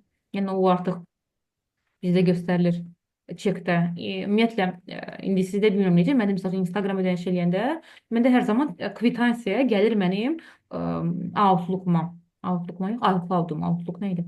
iCloud-uma gəlir və orada büdcəyə ödənişi təsdiq edən sənədin nömrəsini, demək, ödənişi təsdiq edən sənədin nömrəsi. Deməli, biz dediyimiz kimi gross-up elədik və hamısının ədəbiyyəsini hesabladıq. Düzdürmü? Burada ədəbi 6 manat 74 qəpik, yəni biz nə qədər ədəbi ödədik? 22 manat 4 qəpik ədəbi ödəyirik. Və bu 22 manat 4 qəpik ədəbini biz hardan ödəyirik? Öz depozit hissəmizdən. Öz depozit hesabımızdan. Və depozit hesabımızdan ödəyəndə ədəbi məbləğlərini, orada bizə əgər fikir vermisinizsə, yəni biz ödənişi çap eləyəndə, orada hər bir ödənişin nömrəsi verilir. Hər bir qəbzin nömrəsi. Biz həmin ədəbiyyat depozitindən ödənişlərin nömrəsini çıxardırıq və o rəqəm olur. Bir neçə uzun belə rəqəmlər olur. Yəni oradan biz artıq, yəni biz öz depozit hesabımızda ödəniş məbləğimizi qeyd edirik. Sənədin tarixi, yəni ödəniş nə zaman edilib? Baxırıq ki, 20 dekabrda hamısını eləmişik. Və ödənilmiş ümumi məbləğin ədəbiyyətsiz məbləği, deməli nə qədər biz ödəmişik? 122 manat 44 qəpik. 122.44, burada da 122.44 və burada da 122.44. Ödənilmiş məbləğin ədəbiyyəsi gördük ki, 22.04, 22.04 hamısı. Ay yox, mən yenə də ayrı-ayrı yazdım. 37.44, sonra burada 37.44 yazmalıyam. Mən ümumi götürüb yazmışım. 37.44 və 37.78 burada. 37.78 burada. Və burada da nə qədər? 47.22. 22 olacaq. Sonra düz gəldi məndə. Ədəbiyyəm düz gəldi. Demək, burada belə bir məsələ də var. Ona da toxunmaq istəyirəm. Baxın, yenə bəzən belə bir hal baş verir ki, tutaq ki də, indi dollarda yenə deyirəm, bu çox olmur, amma misal üçün evroda bu çox olur, rubldə bu çox olur ki, orada üzənməzən olur da. Ola bilər ki, bizə gələn invoice biz həmən ödəmirik ki, bir neçə ay sonra ödəyə bilərik.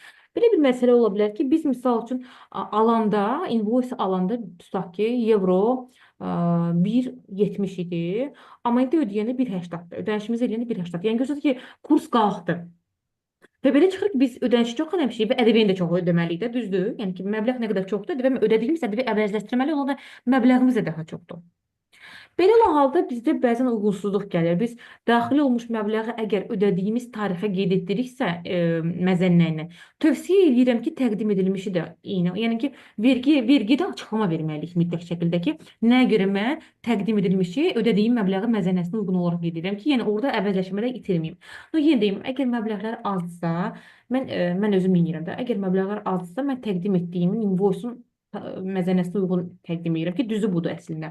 Amma əgər məbləğlər çoxdursa, təbii ki, ödəniş çoxdursa və əvəzləşdirməli dövriyyədə böyük fərq varsa, mən ikisinin ödəniş etdiyim məbləğin dediyim kimi məzənnə valyutasına uyğun olaraq yazıram və vergilərə açıqlama yazıram ki, nəyə görə mən elə bir fərq yarandı məndə.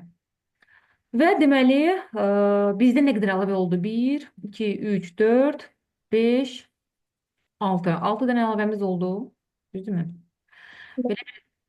Deməli, bu hissədə təqdim olmuş əlavələr sayı 6 yazırıq.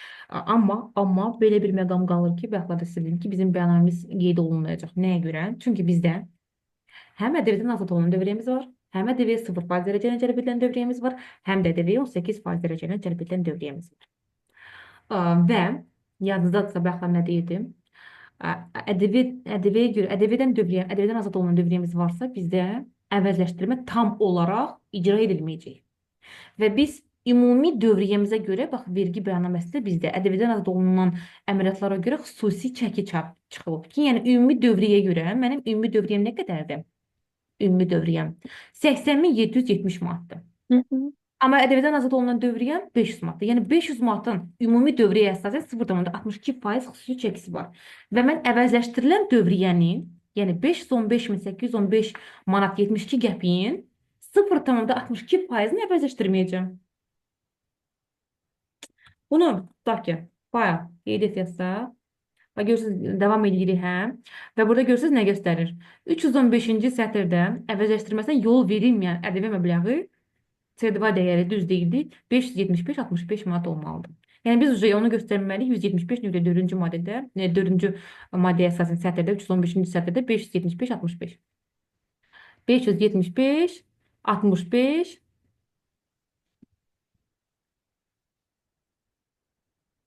575-65 manat burada qeyd edirik ki, yəni bu hissə əvəzləşdirilməyən hissədir. Yəni ümumi 0,62% ümumi dövrəyə əsasən bizim ƏDV-dən azadlığımız var. Ona görə əvəzləşmə də qismən icra olunacaq. Belə, xanımlar və bəylər, bugünkü bizim ƏDV bəyannaməmiz bu qədər idi. Əgər suallarınız varsa, buyurun, suallarınızı verə bilərsiniz bizim bugünkü bəyannaməmizlə bağlı. Mən əvəzləşmə ilə bağlı bir sual verim də. ƏDV hesabatı hazırlayandan sonra qaymələrin əvəzləşməsi prosesi var. Onun həmin gün olunması vacibdir. Yoxsa dəqiqlə olur ki, şey gəlir də, o kameral gəlir, sonra dəqiqləşdirilmiş göndərir. Dəqiqləşdirilmişdən sonra eləsəm olar onu. Yox, mütləq şəkildə, yəni eyni gündə, əgər sizin əvəzləşdirilən dövriyyəniz varsa və paket doldurmalısınızsa, siz eyni gündə onu icra eləməlisiniz. Əks təqdirdə uyğunsuzluq məktubu gələcək ki, sən əvəzləşməni qeyd eləmirsən, amma paketi göndərməmisən. Və əgər sən yenə dəqiqləşmədən sonra da o paketi göndərməsən, sənə yəni kameral vuracaqlar və siləcəklər bu əvəzləşməni. Məsəl üçün, hansısa bir tip sığorta şirkətinə xidmət göstəririk, reklam xidməti. Və onlar ƏDV ödəyicisi deyirlər. Amma mən ƏDV ödəyicisiyəm, onlara qaymə kəsirəm, atıram 1000 manatlıq bir qaymə kəsirəm, o 1180 manat eləyir. Onlar tərəfindən bizə ödəniş olunanda, bilmirəm niyəsə, mühasibatlıqda bankdan köçürdəndə birbaşa əsas məbləğ kimi 1180 köçürdülər. Yəni ƏDV-yə köçürtmürlər. Mən bunu bu halda, yəni əvəzləşmə olmurdu, burası aydındır. Bu halda verəndə, kəsəndə qayməm axı 1000 manatdır, əsas kimi qeyd edirəm, kəsdiyim qayməni. Amma aldığım pul orada 1180 olur əsasda. Onu qeyd eləyəndə o halda mənə uyğunsuzluq gələcəkdir və sonra necə qeyd eləməliyəm əlavə 1180-in ƏDV-mə yox, əsasıma girdiyimi. Ya da heç qeyd eləməsəm, ümumiyyətlə onu öz artıq qalan ƏDV pulumdan ödəsəm, bunun nəsə bir təsiri olur. Yox, heç bir təsiri yoxdur. Ya özünüz o məbləği ayırıb öz büdcənizə köçürdürsünüz, ƏDV depozit hesabınıza, ya da elə bankdan da siz ödəyə bilərsiniz o ƏDV borcunuzu, 180 manatı elə də ödəyə bilərsiniz yəni. Ya da artıq siz dediyiniz kimi artıq depozitinizdə pul varsa, oradan da ödəyə bilərsiniz. Çox sağ olun. Mən də sual verə bilərəm. Buyurun Könüllü. Mən Azpetroldan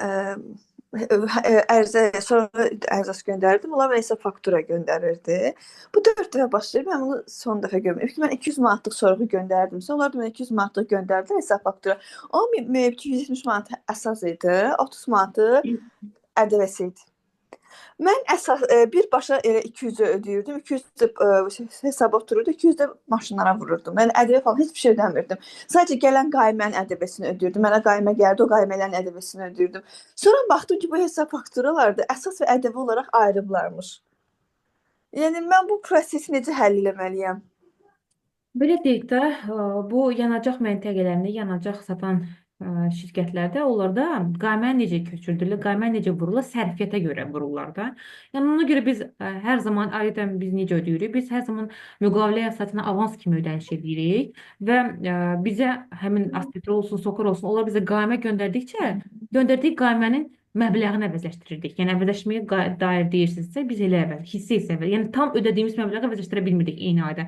Nəyə görə? Çünki Azpetroldur, Sokarda bunlarda, yəni qaymə onlar kəsilir sırf sərfiyyata görə. Məsələn 200 manatdan biz benzin vurmuşuqsa Azpetrolun balansına, o 200 manatdan hamısını əgər eyni ayda işçilərini sərf eləsə, yəni benzin vursalır, onu həmin ayda bəli, onlar bizə qaymə kəsirlər. Bir məsələ nədir? Bunların mənə göndərdiyi hesab fakturada 170 manat əsası, 30 manat ƏDV-dir. İyi Mən də o olur. İyi olur bilmez axı. mən nəsə orada bir ataram mən 30 hesab hə, fakturası. tutmuşdum. 170 manat, 30 manat 60 qəpik də, aha, daha tutdum. Hı. Hə, mən iş burasındadır ki, o hissədə direkt birbaşa 200 əsas kimi ödəmişəm. Başa düşürsüz? O 170 əsas ödəməliyəmiş, 30 nə bilim nəsə ödəməliyəmiş. Elə bir məsələ var da, onu eləməmişəm. Siz bəli, əsas ödəyirdimsə, biz əsas məbləğ ödəyiriksə, ona mütənasib olaraq mütləq şəkildə ƏDV-sində 18% dərəcəni ödəməliyik. Eyni gündə Həm bir iş gün ərzində. Əks təqdirdə bunun maliyyə sanksiyası var. Yəni əsas ödənilirsə mütləq şəkildə onu, yəni 200 manat ödəmisinizsə, ona mütənasib olaraq 36 manat vurmalıydınız. mən onları vurmamışam. İndi onları vurmalıyam hamısını. İndi onun 50% miqdarında, yəni ƏDV-nin 50% miqdarında maliyyə sanksiyası hesablanır. Yəni 18 manatda, yəni belə hamısını vurmalısınız əlbəttə ki, yəni Bir dəfə hesablanır prosesdə, xidmət belə deyək də, əməliyyat vaxtı, yoxsa hər ay üçün o qədər hesablanır? 50% cərimə bir dəfə hesablanır da proses üçün. Yəni hər ödənişdə, yəni əgər hər ödənişdən belə bir səhv eləyirsə, bir dəfə ödəniş elədin, əsas ödənişdən ödəmədin, orada hesablanır 50% maliyyə sanksiyası ƏDV məbləğinə görə. Ki, yəni ki, ödəniş neçə dəfə olubsa, yəni hər dəfə hesablanır o maliyyə sanksiyası. Aynen. O maliyyə sanksiyası mən hesablayıb vurmuram da. Birbaşa mən həmin ƏDV-ni vurub sonra onlar sanksiya tətbiq edəndə deyəcəm. Sanksiyanın yox, sanksiyanın səhər vergi yoxlaması gələndə onlar özləri, yəni yoxlama aparılanda o sanksiyalar ortaya çıxır da, yəni ki, səhvlərə görə siz elə heç bir sanksiya ödəməyəcəksiniz. Hə, tamam, oldu. Bəli. Buyurun xanımlar, başqa suallarınız varmı? Tak, ƏDV bəyannaməsi ilə bağlı. Tak, deməli o zaman əgər suallarınız yoxdursa, yavaş-yavaş yekunlaşdırıram bizim bugünkü seminarımızı. Əlbəttə ki, sizə video rekordiklər göndərəcəm. İndi qrupdakı qrup açacağam. Zəhmət etsə bir daha maillərinizi göndərsəniz şad olaram. Hər birinizə bu video rekordingi də göndərəcəm. Bəyannaməni paketləyib göndərəcəm sizə də və Excel faylda ehtiyac varsa onu da göndərəcəm. Növbəti seminarımız Teşekkür ederim. inşallah bəli səhifədə paylaşacağam. Hələ fikirləşməmişəm. Siz sağ olun. Ümid edirəm ki, Elmən, çox sağ olun. Təşəkkür edirəm bu seminara görə. Sağ ol, Məmən, çox sağ ol. sağ olun. Zəhmət olmasa bizə Excel-də atarsınızmı keçən dəfəki kimi? Çox Əlbəttə ki, çox sağ olun müəllimə. siz də sağ olun. Sağ olun. Çox sağ olun, minnətdaram. Ətraflı izah və ümumi hər şeyi birlikdə izah elədiyiniz üçün. Siz sağ olun Arzu xanım. Sağ olun. Çok sağ ol. Teşekkür ederim.